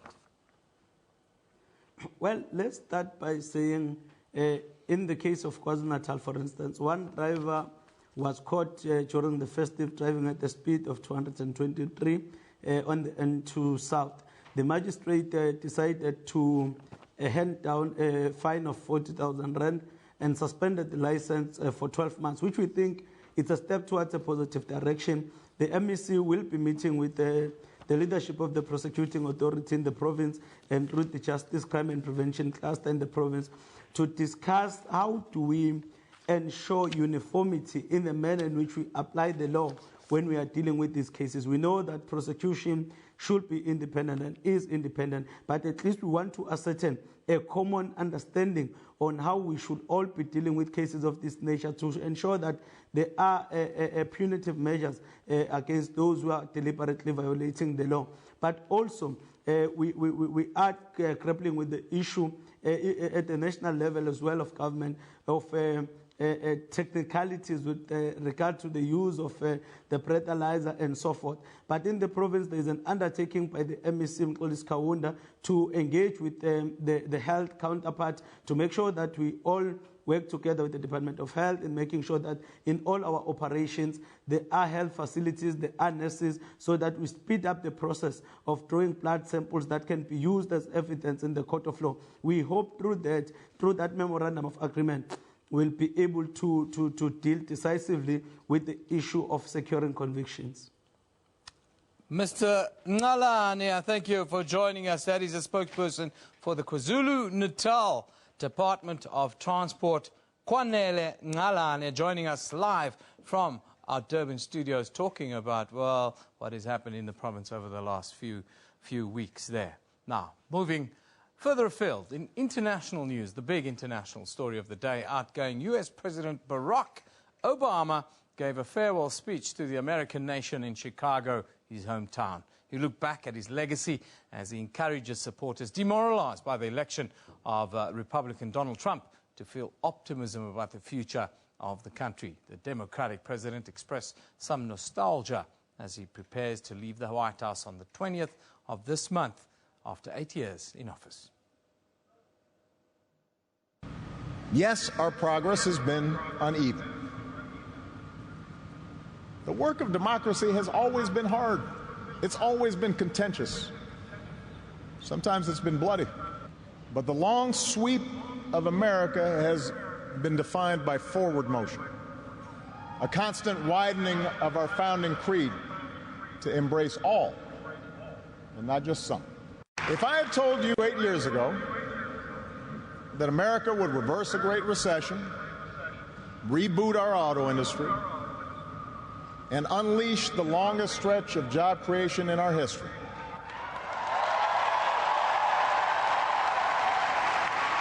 if I had told you that we would open up a new chapter with the Cuban people, shut down Iran's nuclear weapons program without firing a shot, take out the mastermind of 9/11, if I had told you that we would win marriage equality and secure the right to health insurance for another 20 million of our fellow citizens,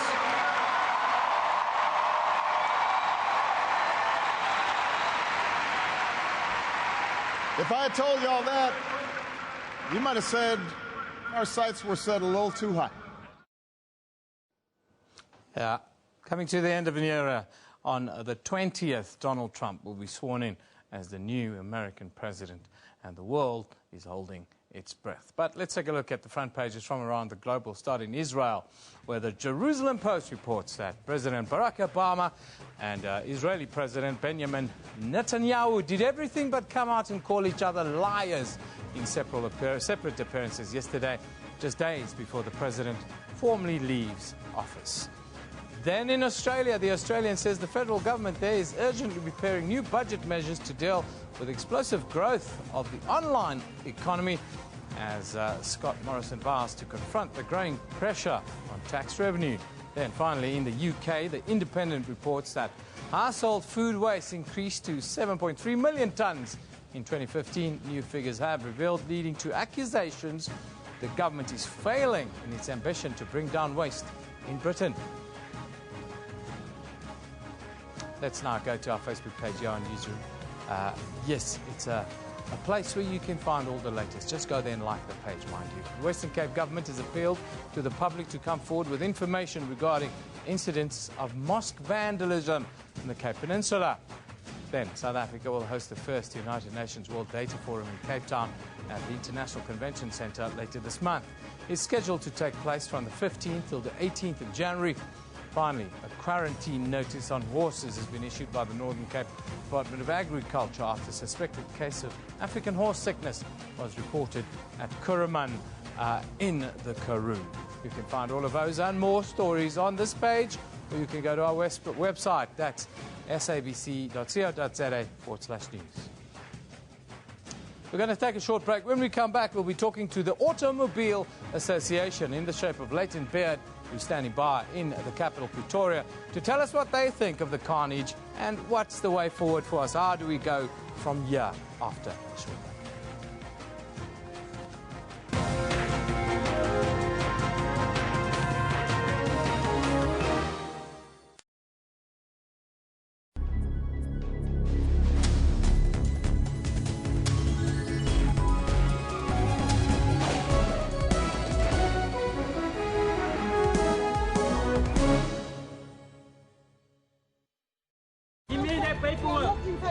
Give me that paperwork. Where is your paperwork? I don't know what's going on. Suddenly I'm locked up. This is not fair. Senta Twasezan. Not fair. Kuputse rent ka 200. Happy to kupula ka 200. Uri ngwana, we won. 150 plus koloi. Leon, let me in another one 150. I'm just the one to lock you out. Yes, you just want to lock me then out. You are starting gangsterism. No. No. No.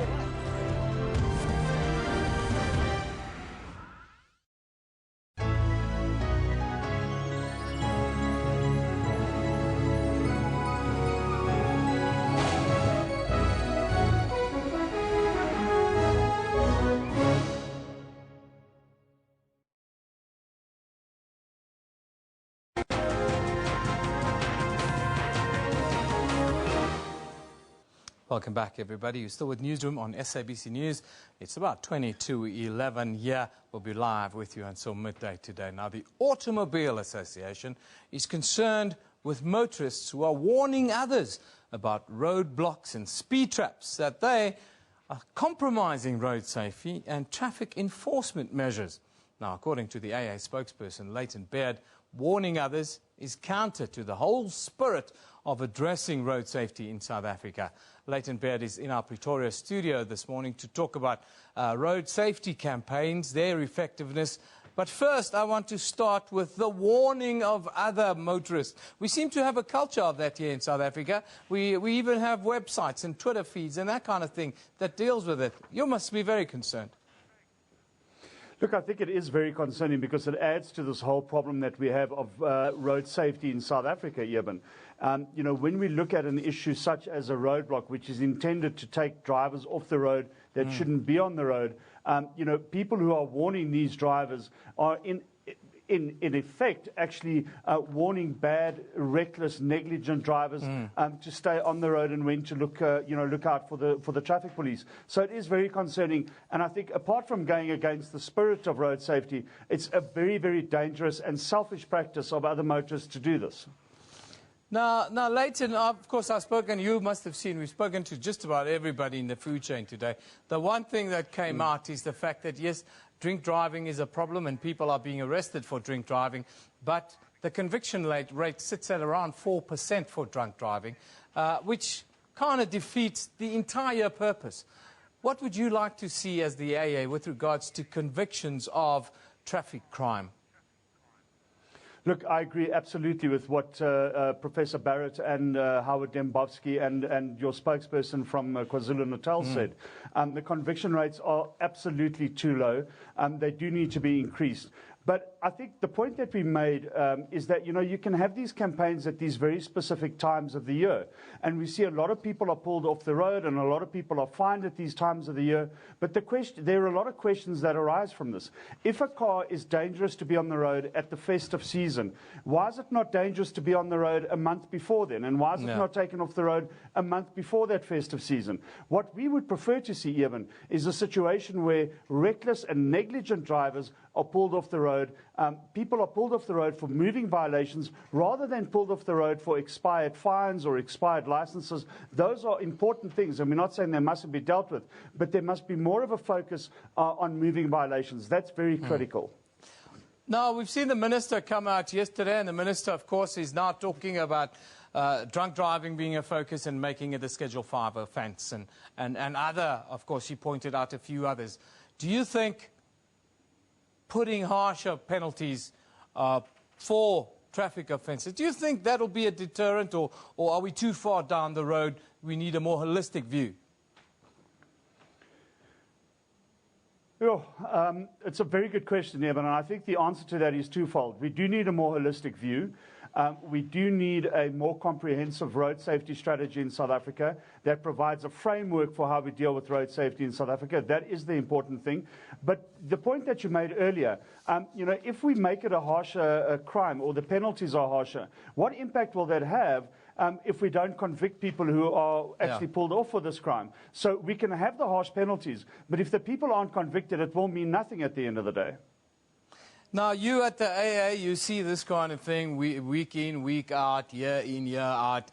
The numbers seem to fluctuate a little bit, but it don't work. You know, people don't really care, it seems. This whole thing around road death numbers and so forth, is there a different way that you at the AA would maybe like us to look at the whole thing?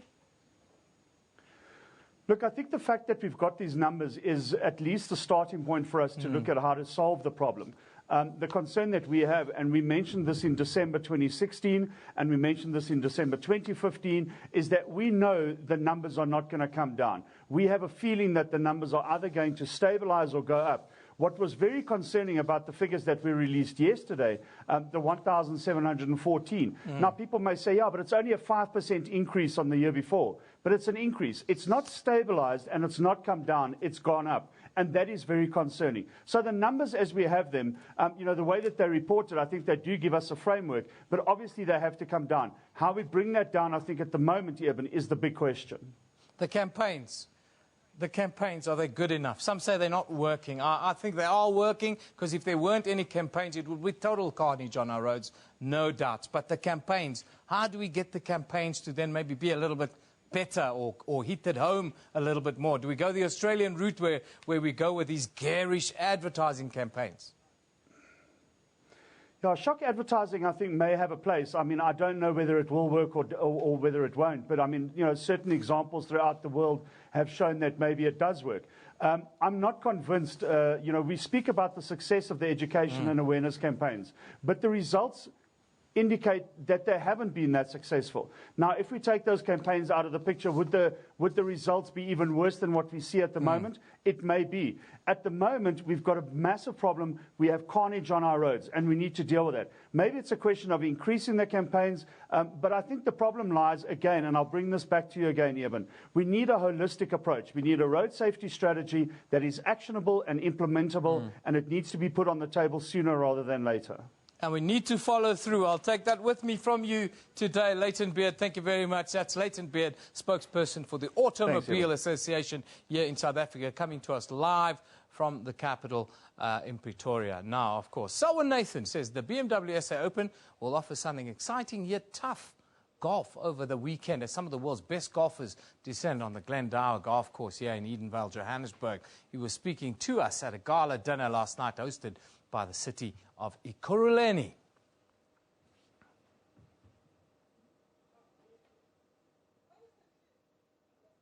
Well, do we have it? Do we have it?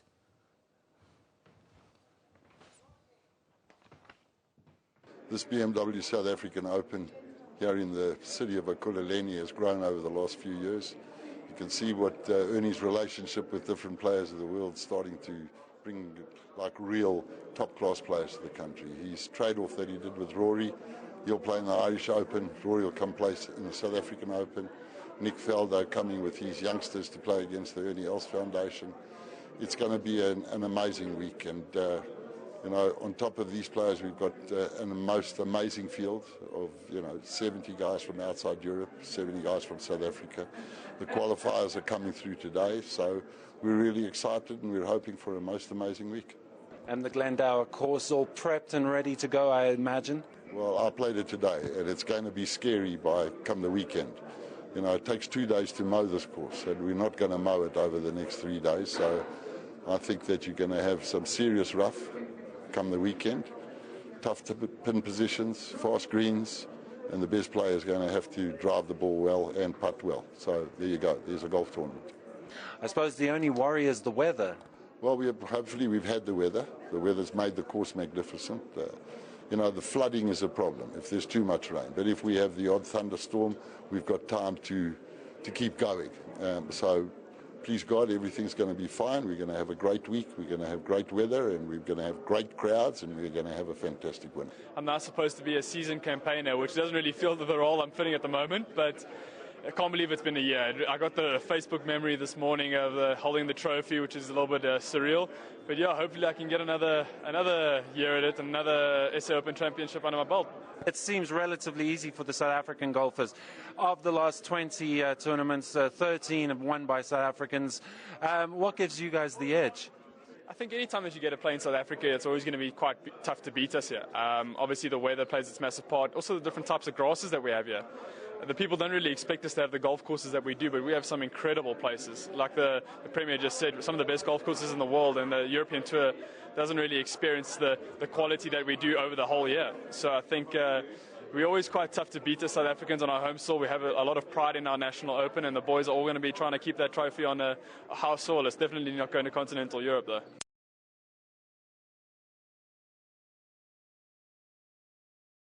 Well, there you have it. Exactly what we thought we'd be doing is having a look at the BMW SA Open, which tees off at the Glendower Golf Course tomorrow morning with a star-studded field. Simon Burke previewed the event with none other than Ernie Els, Sir Nick Faldo and Rory McIlroy. I approached Ernie a couple of years ago at the start of 2015, and I'd become the host of the Irish Open, and I wanted to get a few of my friends on tour there, and I approached Ernie and asked if he would help out and come and play. And I know what a fan he was of Royal County Down, and it was probably going to be his only chance to play a competitive tournament there. So I asked. You could have had better weather. I can't arrange everything, I guess. But no, we had a great week, and I was very appreciative of Ernie and the guys coming. And yeah, you know, Ernie said to me, look, if you could come down to South Africa one of the next few years, and I was more than happy to do that. I'm more than happy to be here this week. And it's really, it's been too long. You know, I played in Sun City in 2009, got sick, pulled out after 2 days, and that was my last experience of South Africa. So it's great to be back, and I've had a great time so far, and you know, hopefully it can get even better over the next few days. Brilliant. And so, Nick, yeah. It had to be a pretty special tournament to get you back first time in European regular tour action since 2014. Well, the reason I'm really here is because, you know, Ernie and I first came to South Africa way back, 1975. There was an event called the Commonwealth Trophy, and I think Ernie and I have maybe put something together, something like that now. You know, I've had my Faldo Supers for 20 years. Rory was one of my youngsters. Rory was on my series since he was 12. Anyway, but now Ernie and I have been talking for a couple of years about me bringing some kids down to play, to get some great experience out of it. But then the light bulb went on about a month ago. I thought, wow, if I'm bringing a team down of 4, Ernie's got a team of 4, and the South African team as well. I thought, wow, if I then suddenly invite, or we rather invite major champions, male and female, past and present. So I'm very to put together teams as well. So our goal for next year, we're already planning for 2018, and I've already collared Rory, I've got Henrik Stenson, I've got Annika Sorensen all ready to get us started. So they're going to send teams down, 4 players, 2 boys, 2 girls, and we're going to host this next year, and we hope that maybe we're going to walk the range, I guess, and break everybody, twist everybody's arms, but hopefully not too hard. So you can imagine we're going to have, obviously, Rory will have a team. The players will represent their player, their major champion. So hopefully we have Jordan Spieth team. I hope we have a Jason Day team. I hope we have a Jan Nicholas team. Get me? So we'd like to have 20 major champions, sending down a team. So we maybe have about 80 players. We could have handpicked the 80 best amateurs on the planet coming to play here in South Africa, maybe next January.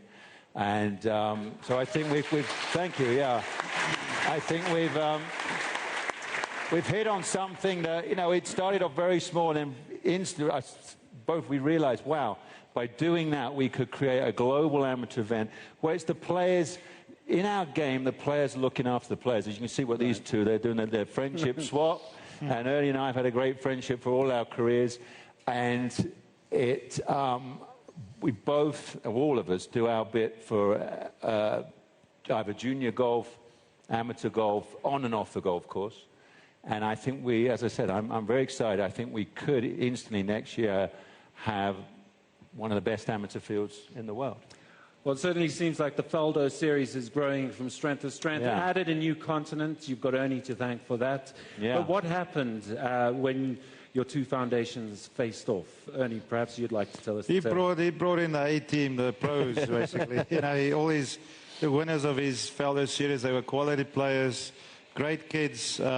Some of the kids, I couldn't believe how far they were hitting, and Rory did a step on it. You know, they're coming. But really, it was a long golf course. It was been raining at Copperleaf, a wonderful golf course. And so the Faldo guys won, and our guys finished second. But, you know, it's a friendship cup. I mean, everybody's a winner. Yeah.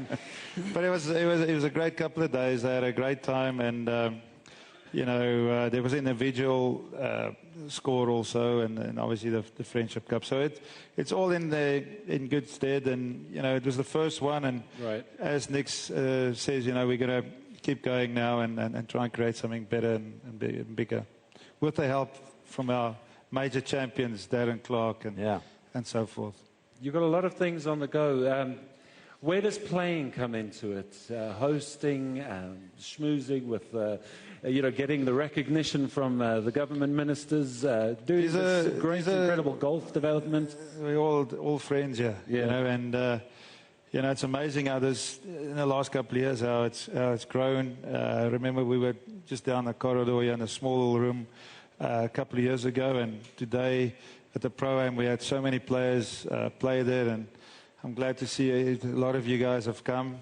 Hopefully having some fine wine here tonight, and but it's growing nicely. But it's the help of the European Tour, and especially guys like these, you know, the guys who have won big events, who has a bit of stature, and you know, they draw the crowd and the television. So it's all a friendship deal.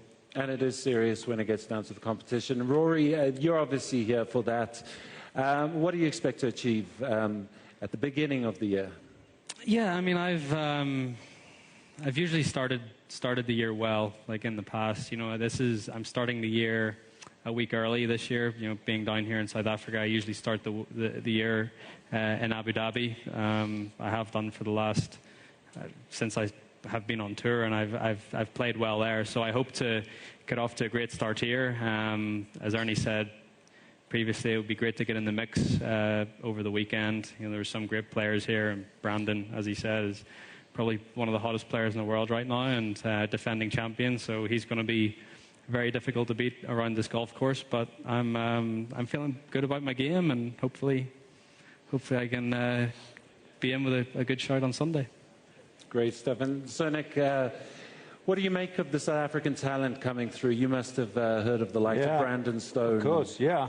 I see it on TV with my role, you know, with Golf Channel and CBS. So I'm watching TV, watching golf all the time, and yeah, the quality of golf was coming through, and it's, you know, it's obviously it's in your blood, your sport. I mean, when you come to South Africa, you got about 9 sports channels going. You've got your rugby, and you've got the soccer, every soccer channel on the golf. So you love your sport, and you've got great heroes, especially from golf, obviously from Gary to Ernie to Retief.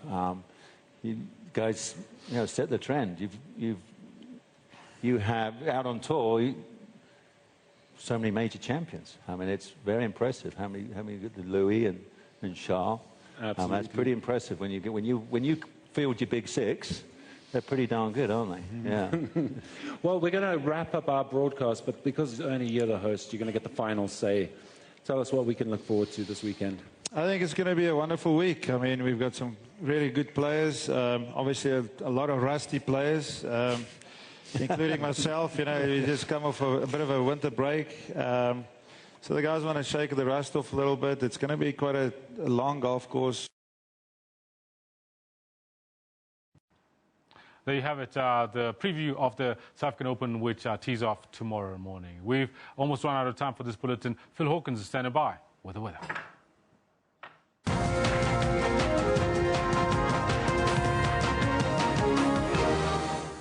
Thank you very much. Let's get right into it. We're going to take a look at your rainfall first of all, and take a look at this. Low pressure systems drawing in lots and lots of moisture throughout, especially Zambia, the northern parts of Zimbabwe, and into Malawi and the surrounding areas. A lot of rainfall coming through that area.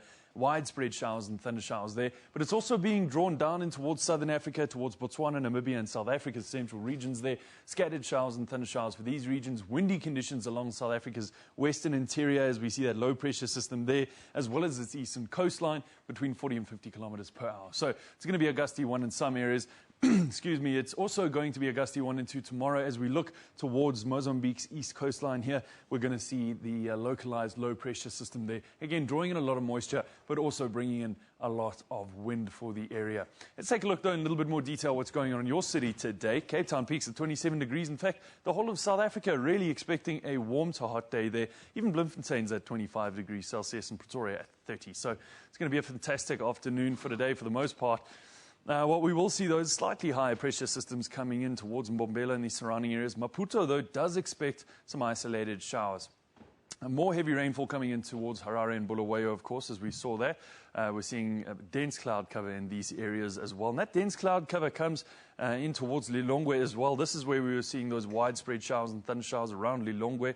Dar es Salaam, about a 30% chance of showers. And, of course, the rainfall not making it much further than this at all, much further north, should I say. Mombasa is at 32 degrees, Nairobi 26. And we're seeing a sunny day in Addis Ababa with temperatures into the 20s. You can see that higher pressure systems have caused much more clear condition around Egypt's coastline. There we might just see a little bit of high-level cloud cover, but in general, sunny skies throughout that area. And, of course, the Sahara area.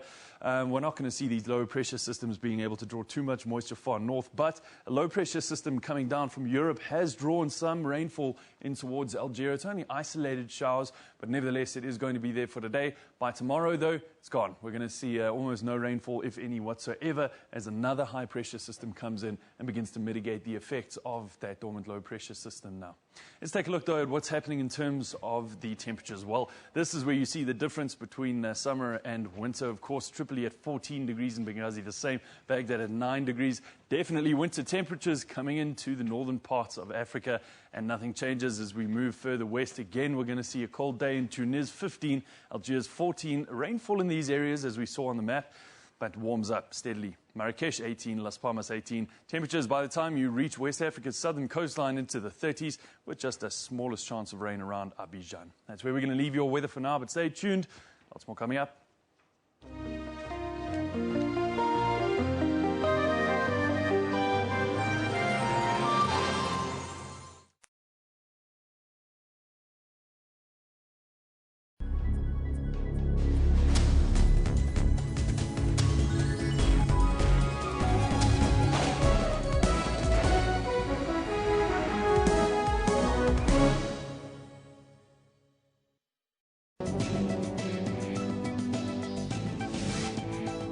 We are one of the 22 high-burden countries, and out of that we're number 6, following countries like India, China, and with huge population.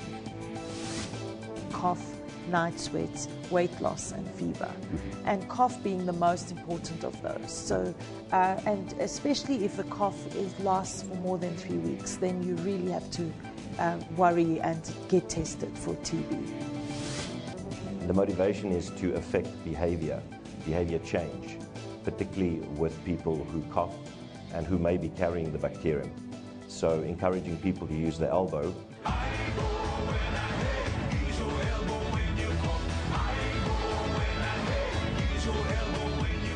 For more on health, join your host Dr. Selo Motaung every Saturday from 9 to 10 a.m. Water-wise, water is an essential need. The scarcity of it could lead to loss of many lives, including livestock, plants, and much more. It requires us to use it sparingly and responsibly in times of need, failing which our taps and sanitation will not function. For more on water and weather issues, stay tuned to News Today, every Friday at 4:45 Central African Time.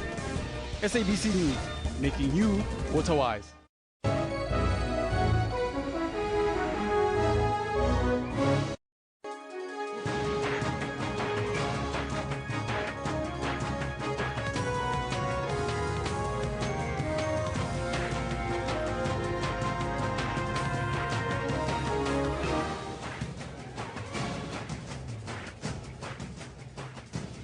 Well, it's a shade after 1100 hours Central Africa time on this Wednesday, the 11th of January. Jumbo Africa, and a warm welcome to the final hour. I'm Elvis Presley. I'm Kendall Makamate. We'll be with you until 12 o'clock. Now, today we're focusing on road safety, Kendall, and we had a number of players here in studio talking about the issues 1714. That's the number, 1,740 people dead on the roads. That's absolutely nightmarish and terrifying. And that's why we're asking you this question. Yeah, and the question is, what can be done to change the attitude of South African motorists? You can let us know what's in your mind on the Twitter handle as well as on the Facebook page. And we're also conducting a poll, Kendall, and that is after the Transport Minister wants to elevate the traffic crimes from Schedule 3 to 5 to hold offenders accountable. Yep. And that's why we're asking this question on the poll. Which is 15 years for drunk driving if you take a life. What are your thoughts on that? We've got interesting, that's actually almost evenly split, Elvis. 170 votes in thus far, 44% saying it's too harsh. Now, those are the ones that's probably, not sticking to the rules of the road. And 24% says, it's in order to do so. So we get a couple of comments around that as well. Yeah, we start with Moloko Obri. He says 15 years is fitting, and the Department of Transport must give age restriction for vehicle ownership. Yeah, well, there is a current age restriction for vehicle ownership. You must be over 18, of course, and you must have a driver's license. T-Man says, the Department of Transport, please clean your house first before trying to clean the streets. Otherwise, you're going nowhere fast. Well, there's T-Man with a red car there, driving very fast. Munabi Simbonda reckons that there will always be accidents in South Africa because people are buying driver's licenses. That's a problem there that they need to address. And of course, as you heard the RTMC earlier saying that they are going to recall some of those people with those fake licenses.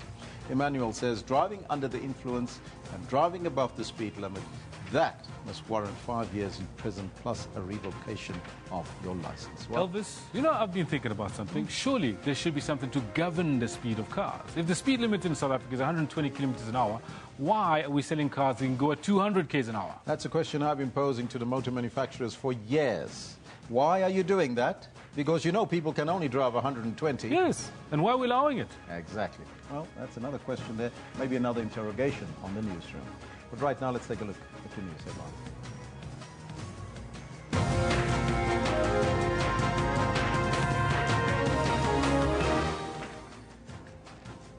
The road death toll has gone up by 5% since the previous festive season.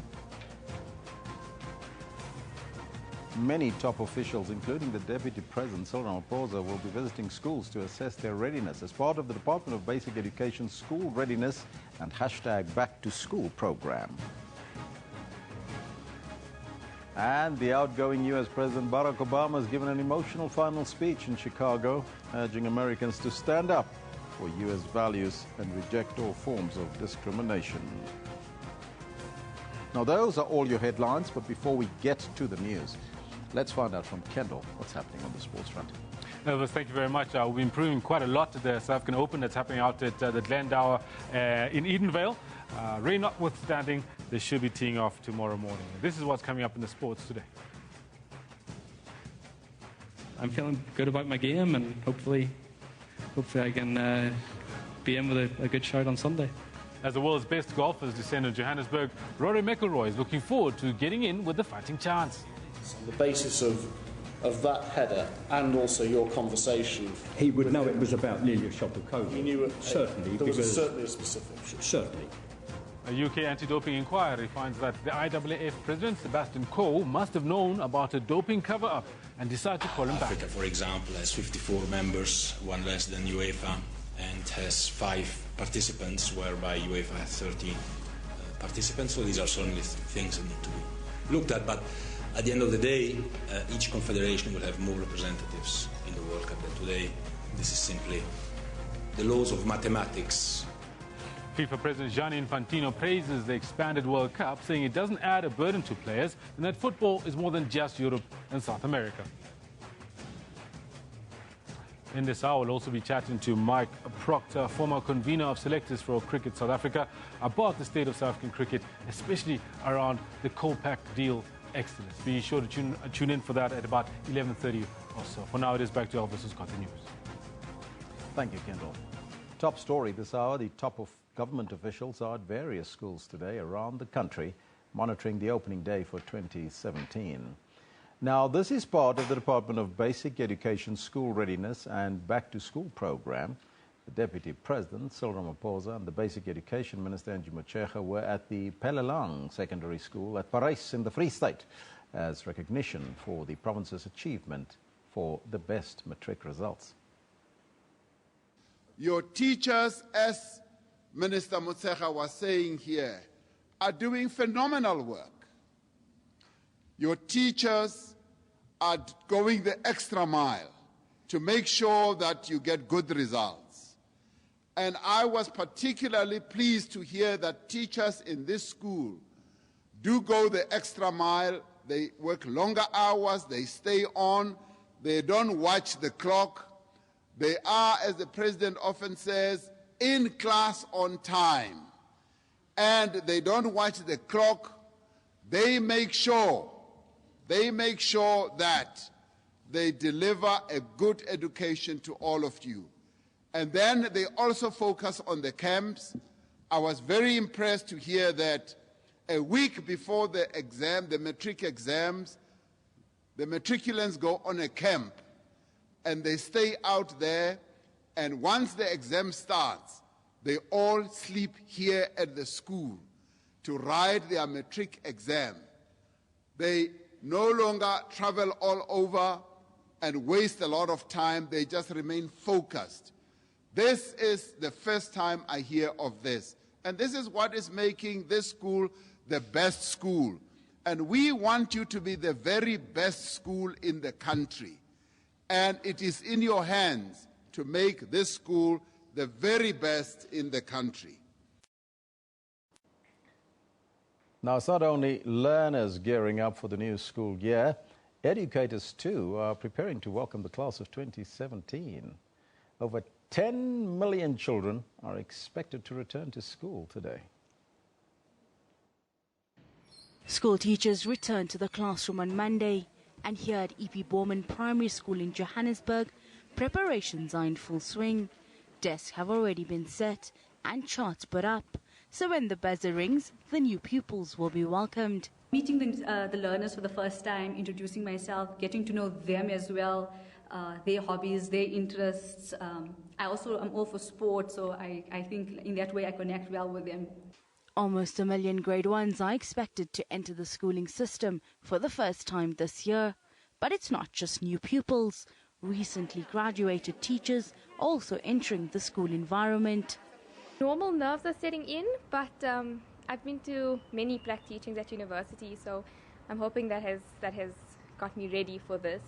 But not everyone is ready. In Gauteng, almost 50,000 pupils are still to find a school. Late applications as well as glitches with the online system are some of the reasons for the backlog. The Gauteng Education Department has promised that all children will be given a space in the classroom. Hasina Gori, SABC News, Johannesburg. Now, as we monitor schools across the country, the Northern Cape Education Department says it has already started with programs to ensure that the matric pass rate increase even further this year. As you know, they were one of the best performing provinces coming through. The province broke through the 80% barrier for the first time in at least 5 years with the class of 2016. It also says that it hopes that to have all learners in the classes and ready for teaching by the end of this month. About 500 learners are still waiting to be placed at schools around the province. Our SABC reporter Ulrich Hendricks is in the Namaqualand, the top performing district in the Northern Cape, and he joins us now live from there. Ulrich, a very good morning to you. I know that you have some guests there, but can you sketch us a picture as to what happened there this morning at the school where you are? Hi, good morning, Elvis, and welcome to the Namaqualand. We're at the Calvinia High School, one of the in the Namaqualand, the top performing district in the Northern Cape, and the top one of the top 5 in the country. Now, this school where we are at this morning opened at exactly 7:30. The bell rang, and hundreds of learners came into the school and started the 2017 academic year. Lots of excitement.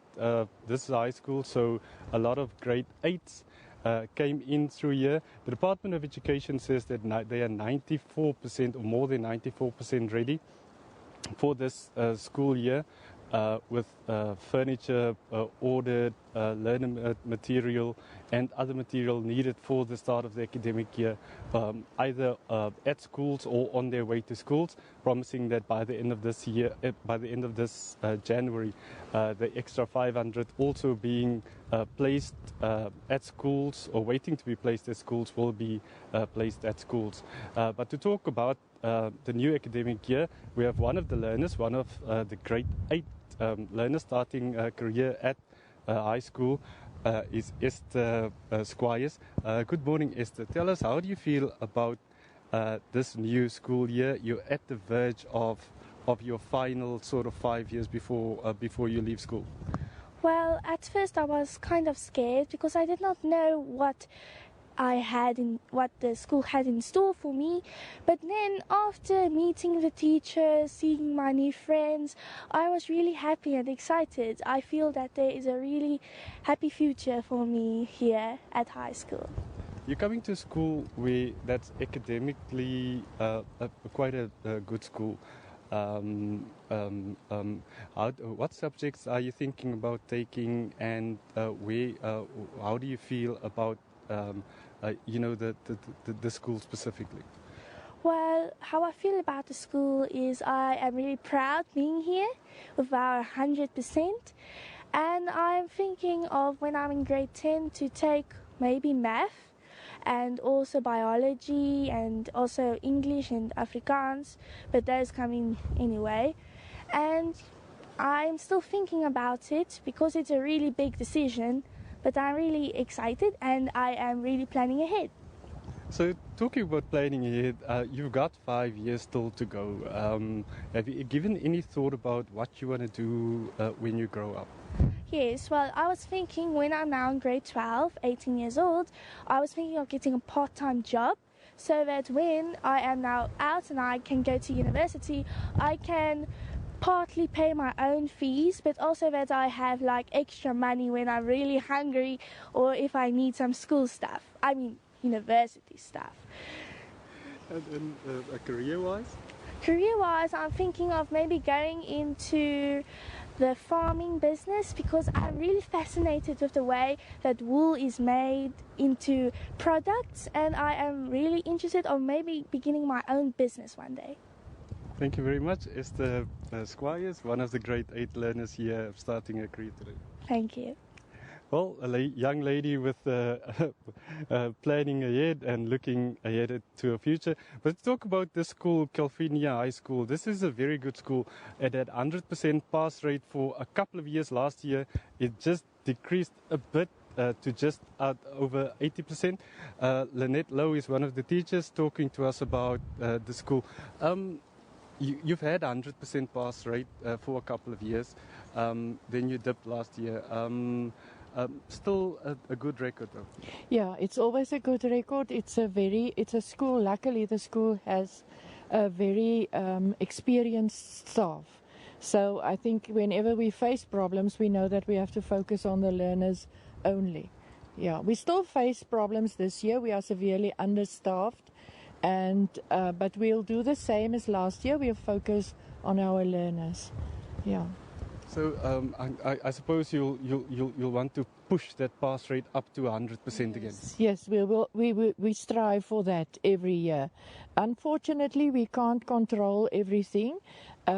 What happened last year is that most of our learners have to take computer science and they don't have computers at home. So that was mainly responsible for the weaker pass rate last year. Most of our learners come from previously disadvantaged homes where they don't have access to computers, the internet, learning material, extra resources and stuff like that. We addressed that last year, but we are still in need of resources in that regard. Yeah. And then what programs are you putting in place for this year that might be different from last year? Yeah, I think because last year was such a great success, we will do the same. We will have extra classes. We will have input from the Department of Education. They sent a drama group to the school to perform the Afrikaans drama because many of our learners have not been to a theatre yet. They've not seen a play enacted on stage. So that was a huge help for them to understand the Afrikaans drama. And the district director and her deputy attended it, and they motivated the learners, and we sent some of the learners to spring school and winter school, and I think we'll do that the same this year. Yeah. Thank you very much, Lynette Lowe, one of the teachers here at Calvinia High, a school with a very proud tradition of 100%. Unfortunately, last year it just dipped a bit, but they are raring to go and hoping to get another 100% pass rate this year. Elsewhere in the province, we spoke to the Northern Cape Education Department spokesperson. Everything has gotten off to smooth, no real incidents reported this morning. Like I said, 95% they said they are ready for the school year. So they're just trying to place that 500 plus learners within the next couple of weeks before the end of January. That's the deadline they gave themselves. So by the 1st of February, they said everybody should be in class. learners will be taught, and the school year will be underway. Elvis? SABC reporter Ulrich Hendricks in Calvinia in the Mpumalanga district in the Northern Cape. Wonderful performance by that school, and of course the most improved school in the country. Now, school opening in KwaZulu-Natal got off to a bad start today. 4 school children have been killed in a road accident in Ntunzuma, north of Durban. Reports say the minibus taxi they were travelling in collided with the bus, and it's not clear what caused the collision. 20 other people have been injured. They have been transferred to different hospitals around Durban. Now, talking to our theme today, the road death toll has gone up by 5% since the previous festive season. Releasing the statistics, the Transport Department announced that 1,714 people died on the country's roads during the festive season. Government now plans to elevate traffic crimes from a Schedule 3 to 5 to hold offenders accountable. Transport Minister Dipuo Peters has blamed most of the holiday road deaths on drunk driving, speeding, and the reckless attitudes of our motorists. One of the things that were picked up in terms of the report that we were releasing yesterday is that more than 70% of the causal factors is actually human factors. And if you look at human factors, you look at people speeding, you look at people drinking and driving, you look at people driving with whilst using a cell phone, but also you have other factors like environmental factors. We had serious inclement weather in this period. We had challenges related to some parts of our country where the roads have been eroded, but that was just about 12%. And the vehicle factors was also one of the problems, where we had faulty brakes, unroadworthy vehicles. But when it comes to human factors, I'm telling you, liquor and speeding has been the main cause. Yeah. So, Minister, would you agree with me that the poor state of South African roads are a contributing factor to the road carnage, that the government needs to invest more on road infrastructure? Government is investing more on road infrastructure. I'm sure your own footage showed the type of roads that we have on the national network. We have a grant of about 10 billion rand per annum, which we give to provinces for provincial road maintenance. We're saying 40% of that must be used to deal with potholes, but we have seen big challenges. We've got a network that is the 10th largest in the world. 750,000 kilometers of network. About more than 30% of those roads, which are under SANRAL, are in very good condition. About 60% of our roads are in fair condition. That means they can still be used, but they need maintenance. And the other, about 20%, are in very bad condition. We know it is in the rural areas, we know it is in our municipalities, but we're looking at that and addressing that. You know the investment that we're making with Moloto Road, you know the investment we're making on the R61 in the Eastern Cape, the N2, and many others. Those are part of the road safety strategies intervention with regard to the engineering. Now, based on that statement by the Minister, we are also conducting a poll on the Transport Minister who wants to elevate the traffic crimes from a Schedule 3 to 5 to hold offenders accountable, which is almost equal to a crime of murder. So if you kill somebody on the road, let's take a look what you have to say about this. There's a poll there, 15 years for drunk driving. What is your response? There is hashtag roadblocks, hashtag Arrive Alive, road safety, and hashtag Vrpa. 44% of you are saying it's too harsh, 24% saying it's a good thing, and long overdue, says 32% of you. Just over 56% are saying it needs to be like that. 15 years for drunk driving if you kill somebody on the roads. You can still engage with us on the Twitter handle at SABC Newsroom as well as on the Facebook page. But right now, we'll take a break and we'll be right back. We continue our discussion on education right after this.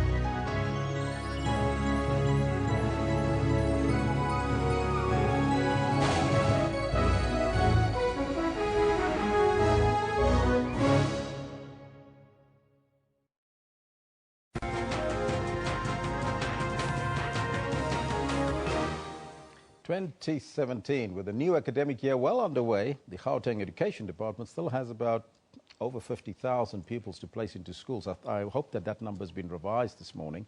Now, Gauteng MEC for Education, Panyasa Lesufi, attributes the reason for the numbers of pupils to bad time management on the part of the parents.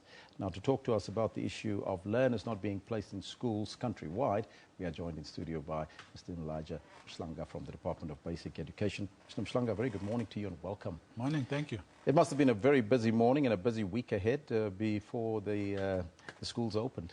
Yeah, it was a difficult day for us. It's always a difficult day. Yes. Day one of the school calendar. We expect the 12 million learners to come through to our schools.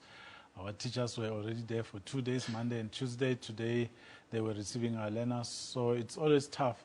Yes. 25,000 schools, 400,000 teachers, and 12 million learners, and having to make sure that each and every one of those learners have a desk, have a textbook, stationery, and learning and teaching takes place. Now, that's a big number because people don't normally realize how much you have to contend with. I mean, if you're looking at 12 million learners countrywide, that's a lot of people. Now, there is a problem, though, because let's take a look at the national picture. How many learners have not been placed up until now?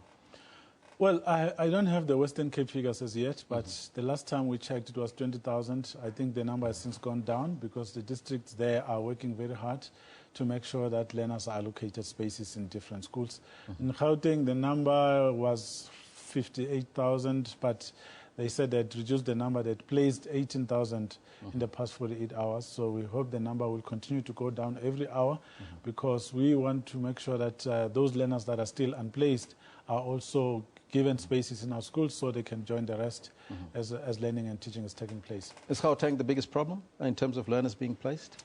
Yes, Gauteng is the biggest problem. Most people are flocking to Gauteng, also because it's central in the country. People come from all different directions to Gauteng, and we know this because when they apply, they need to tell us where they are, and we also need to see the transfer cards of the different learners. So that helps us determine the destinations, the places from where people are coming. Now, the problem with Gauteng, we believe, is also the online registration problem where a lot of parents didn't have access to the system. Has that been resolved? Are they still working on it? No, the problem is not the online system. You know, the online system has done wonders for us because we're able to register over 500,000 people who wanted to enroll their children in schools in Gauteng, and we know who they are. Some of them have not submitted all the documents that are required, and the system cannot confirm you until you fully comply. Some people have not complied. That's why now they are going through the stress. But there are other people who applied in time, and they have moved to other schools, and they are not appearing where they said they wanted to enroll their children at. So that's one of the problems that we have to deal with. But our district offices are assisting all the parents. But the other problem is that parents insist in enrolling their learners in particular schools. Even when you tell them that you can go to another school, they say they don't want it, they want that particular school. But that school is already full, and there's nothing more we can do. We have used up the physical space that was there to put mobile classrooms. Now there's nothing else to be done. That's why we're appealing for people to be patient. So, pleading for people to be patient is one thing, but how are you going to resolve it? Because their kids need to be in school. What are we doing about that? Well, we have gone through this before. We know that some people will eventually realize that the schools are full, there's nothing else to be done, then they will go to where there's still space for their children because time is moving and learning and teaching is happening. Before you know it, there will be tests and assessments that they are going to miss. So sanity will prevail at some point, but we hope that all the numbers will be given spaces at the end of the day. What should those that have still not registered or that are in the system but haven't been placed yet, what should they do? What advice would you give to them? Well, the district office is the best place to go because the district is the only office that will know how many learners have been allocated to which schools in that particular area where there's still space for how many learners. So it is that particular office. I know some are already there and are already angry that they have been there from Monday. Today it's Wednesday. They've still not been assisted. Unfortunately, it has to be like that. It has to be slow because we need to attend to each and every case as individually to making sure that every learner who gets confirmed to a particular school would have fully complied with the requirements. And it's also not only the part of the department because parents are to be blamed as well. Some of them have done this very late. At the last minute. Yeah, some did it very late. That's the one. But the other thing is the economic situation in the country where people are moving from rural areas to the urban centers. That's why you find the numbers going up all the time. Because of the unemployment, people hope for job opportunities in the cities. That's why they come here and they take along their children so they can be close to them. But we also have another situation where people are already in Gauteng, they've been living here for years. They want to move from certain areas to the suburbs or from one suburb to another because a particular school is known for producing good results. But that's not a solution. The solution is to make sure that as parents, we participate actively, make sure that we fix all our schools ourselves by monitoring them, making sure that teaching is taking place, teachers arrive on time, learners arrive on time, and the basics are taken care of. Because if we do that, then you are likely to produce good results, which are going to retain people where they are, rather than them moving to another place. There's also the situation of people moving out of the townships and going into the suburbs and trying to get their children enrolled there. Is that perhaps another problem, that we have empty schools in the townships and of course, full schools up in the suburbs? Yes, we only need to see what happens in the morning, the buses and taxis with with learners wearing school uniform going into the cities. In the afternoon, they go back to the townships, and some of the schools in the townships are half empty, which goes back to exactly what I was saying earlier, that as parents, as the parent community, we need to think differently, attend meetings, participate, raise your hand, and, talk to others, mobilize, get the numbers right, and you make the decisions that will protect you, that will protect the school and protect that community for that school to produce good quality learners. We have good examples. If you go check in Sepisong, it's a school deep in the township. Raymond Hlaba achieved 100% in mathematics, just behind Soweto. It's possible. It can be done. We just need to play a much bigger role. And it's probably also awareness that needs to go out to the parents that it's all not greener on the other side always. Absolutely. Mr. Mpumalanga, thank you so much for your time and joining us here in studio. There you have it. All you parents that haven't done your job in time to get your kids into school, well, now you're sitting with a problem, but the department is trying to sort that out. Just to go back to you, just briefly, for those who are still in the queue and waiting to be assisted, how long will the process still take? Jeez, that's a difficult one because different districts work at various paces. It also depends if you have the right documents that a district will need. You could queue for a day, but when you get there, it could be 10 minutes. But just make sure that you have exactly what they need from you. If you don't, then you're still going to encounter problems. And that would be what? I mean, a week or 2 or 3, but we're hoping that by the end of this month, all these children need to be in school. Mr. Mpumalanga, thank you so much for your time. Thank you. That was Elijah Mpumalanga from the Department of Basic Education. We'll take a break right now, and after that, Kendall Makamate will be back with your sports news. We're going to update you on what's happening on the golf course shortly.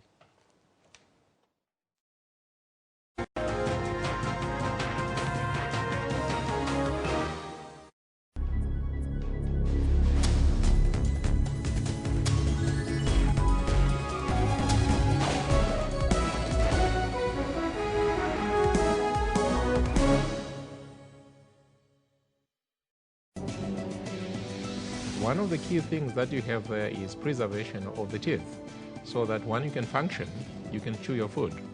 And if they are not taken care of properly, you can lose them. The most common infection in the mouth is on the tooth, and it's dental caries or tooth decay. That prolonged contact of the sugary substance being juice or was in contact with the teeth for a long time, that's what causes the children to have what you see as rotten teeth. We have a method that has been developed at VETS, which is called Appropriatech, which allows the person to have dentures delivered in a very quick and simple manner. Join Health Talk every Saturday for all your health news.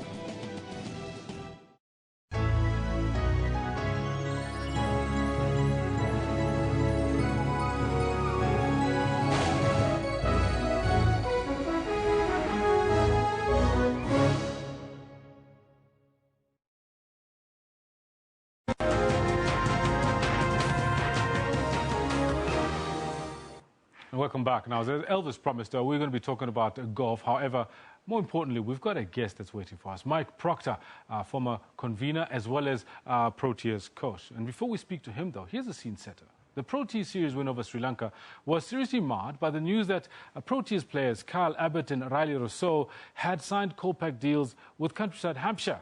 Cricket South Africa expressed their disappointment and announced that both players' contracts would be terminated with immediate effect. Let's have a listen. Decisions of Abbott and Rousseau have taken everyone by surprise, including their bosses at CSA.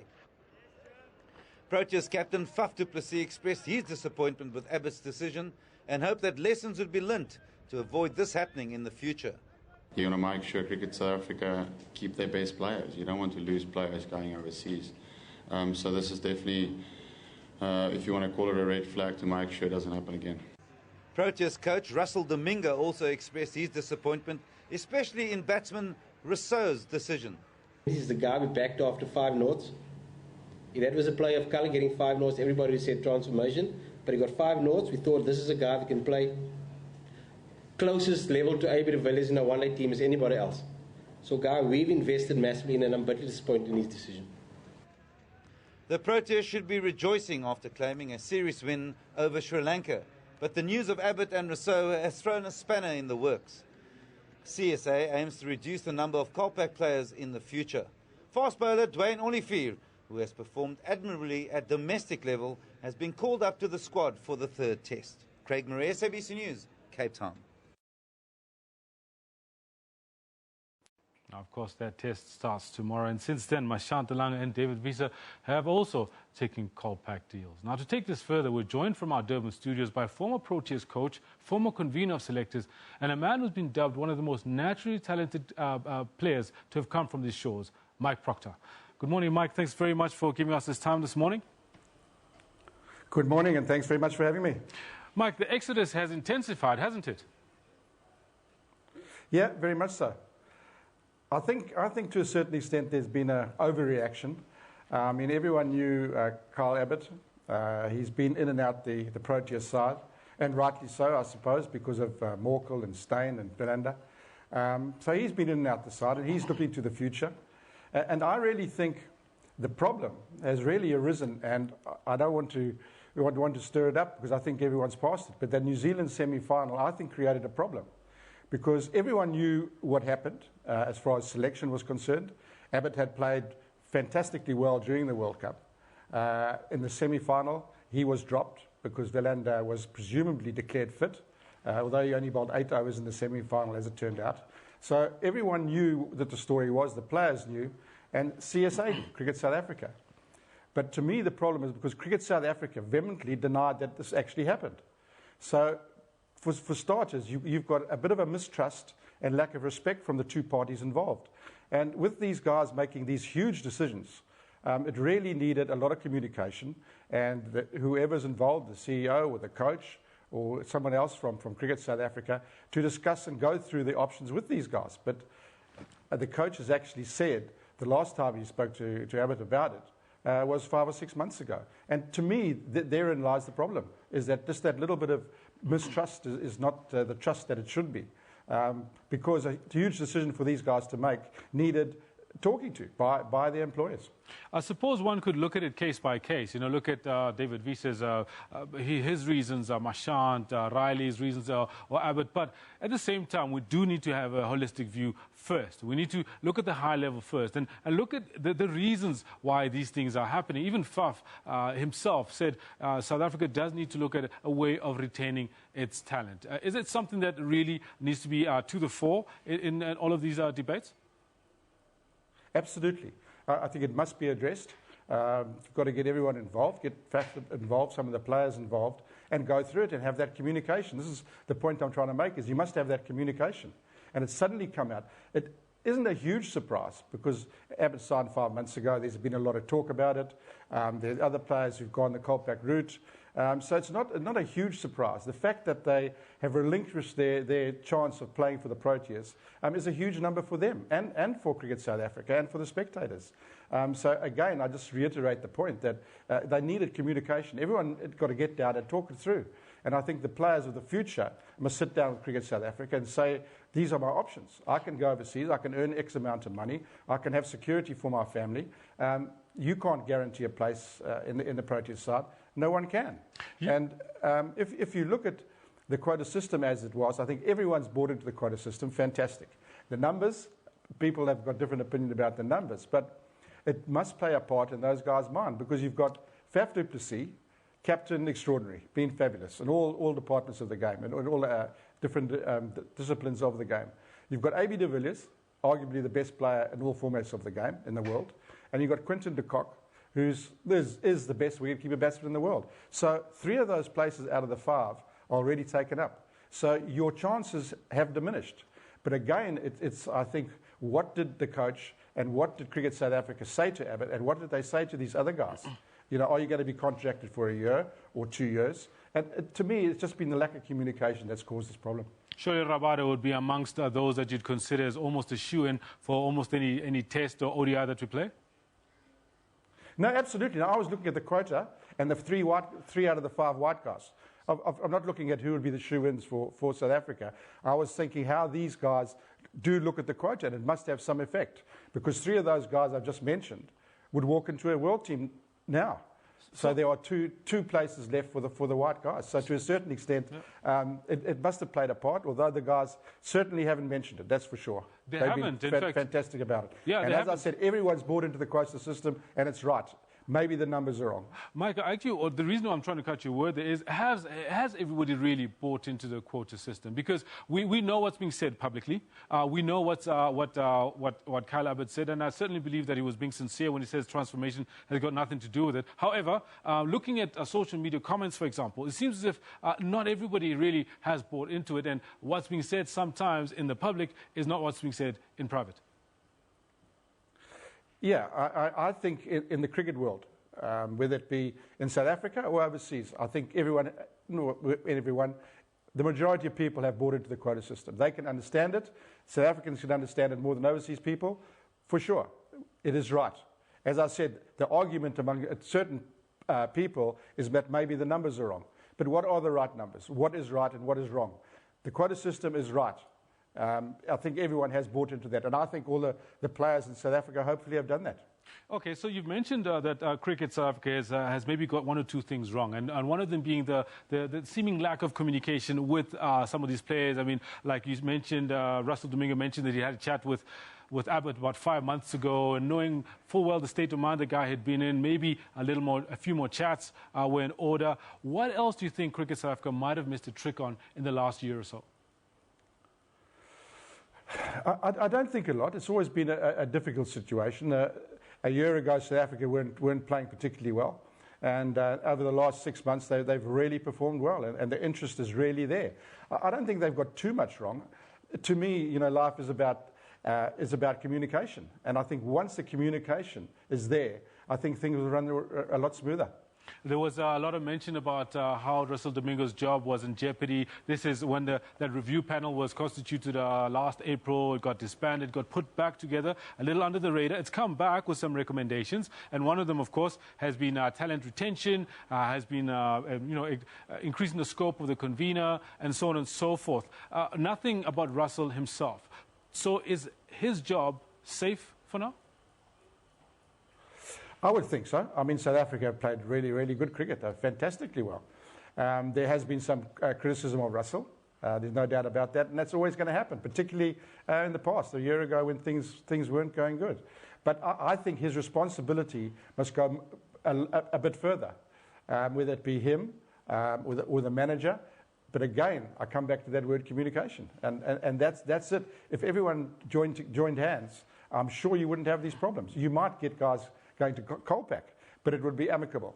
Cricket South Africa would say, well, we can't do this, we can't do that, you've got a future, you've got to look after your family is your life, that's numero uno in the world, that's for sure, everyone accepts that.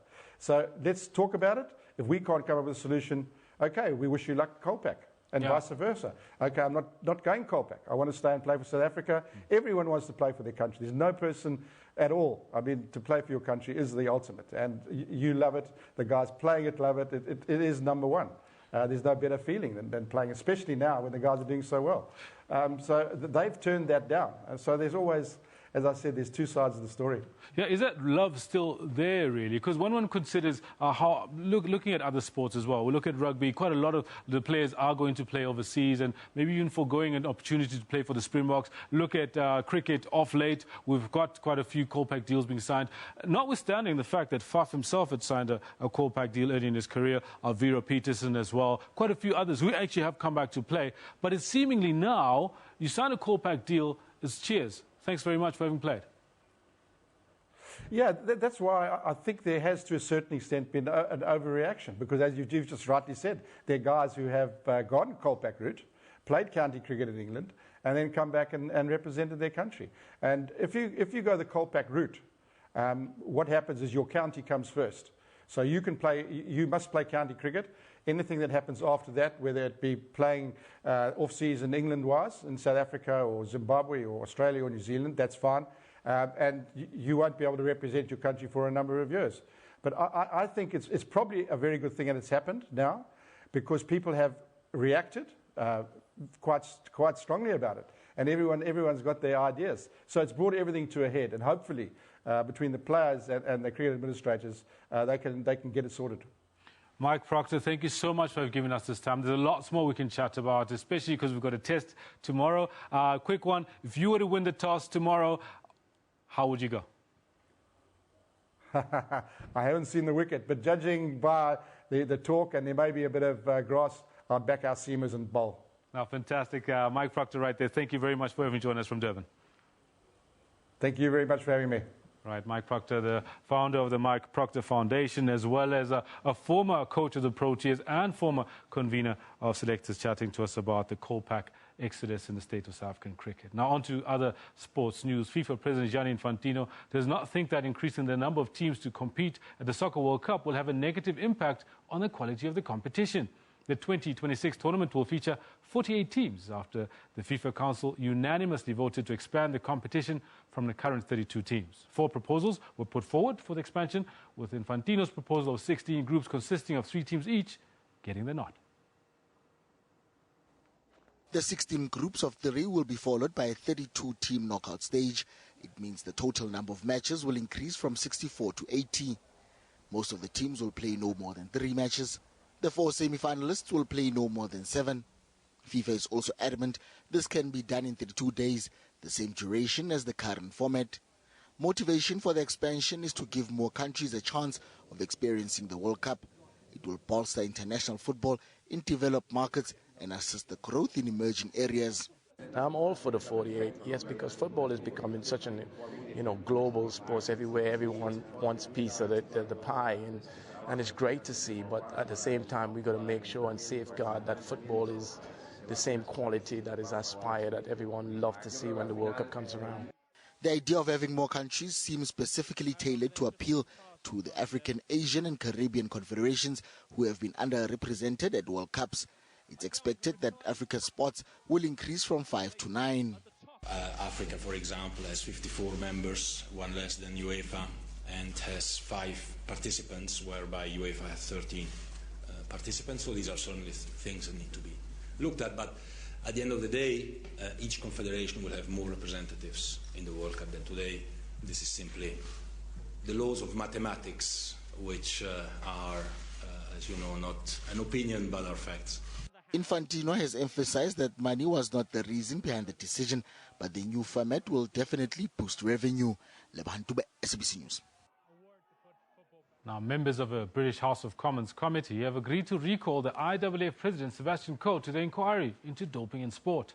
This came after former athlete David Bedford told them that he'd sent emails specifically about Lilia Shobukova detailing corruption in the Russian anti-doping process to Coe, now IAAF President, way back in 2014.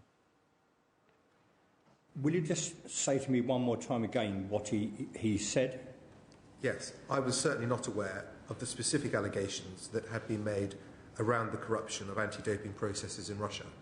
If you had asked me then, I would have said that on the back of the emails that I sent him, he of course would have been aware of not the whole story, but at least the extortion and the extortion in relation to doping paperwork being delayed and things like that. If he had read those attachments that I sent him. The email you sent him didn't name the athlete, did it? The header named only Lilia Shobakova, and it mentioned Andrei Baranov as well. So even if he hadn't opened as the attachments, on the basis of that header and also your conversation, he would know it was about Lilia Shobakova. He knew it, certainly. There was certainly a specific. Certainly. And that is where we leave it for today. Just remember that tomorrow we've got the BMW South African Open. It seems like the weather is going to play along and not necessarily rain all day. We should have some golf. And, of course, we've got at the Wanderers, we've got that third test between Sri Lanka and the Proteas. And that will start at 10 a.m. From me and the rest of the team that brought this to you live from Auckland Park, Johannesburg, have yourselves a great day. And until the next time, Lisaning Sindle.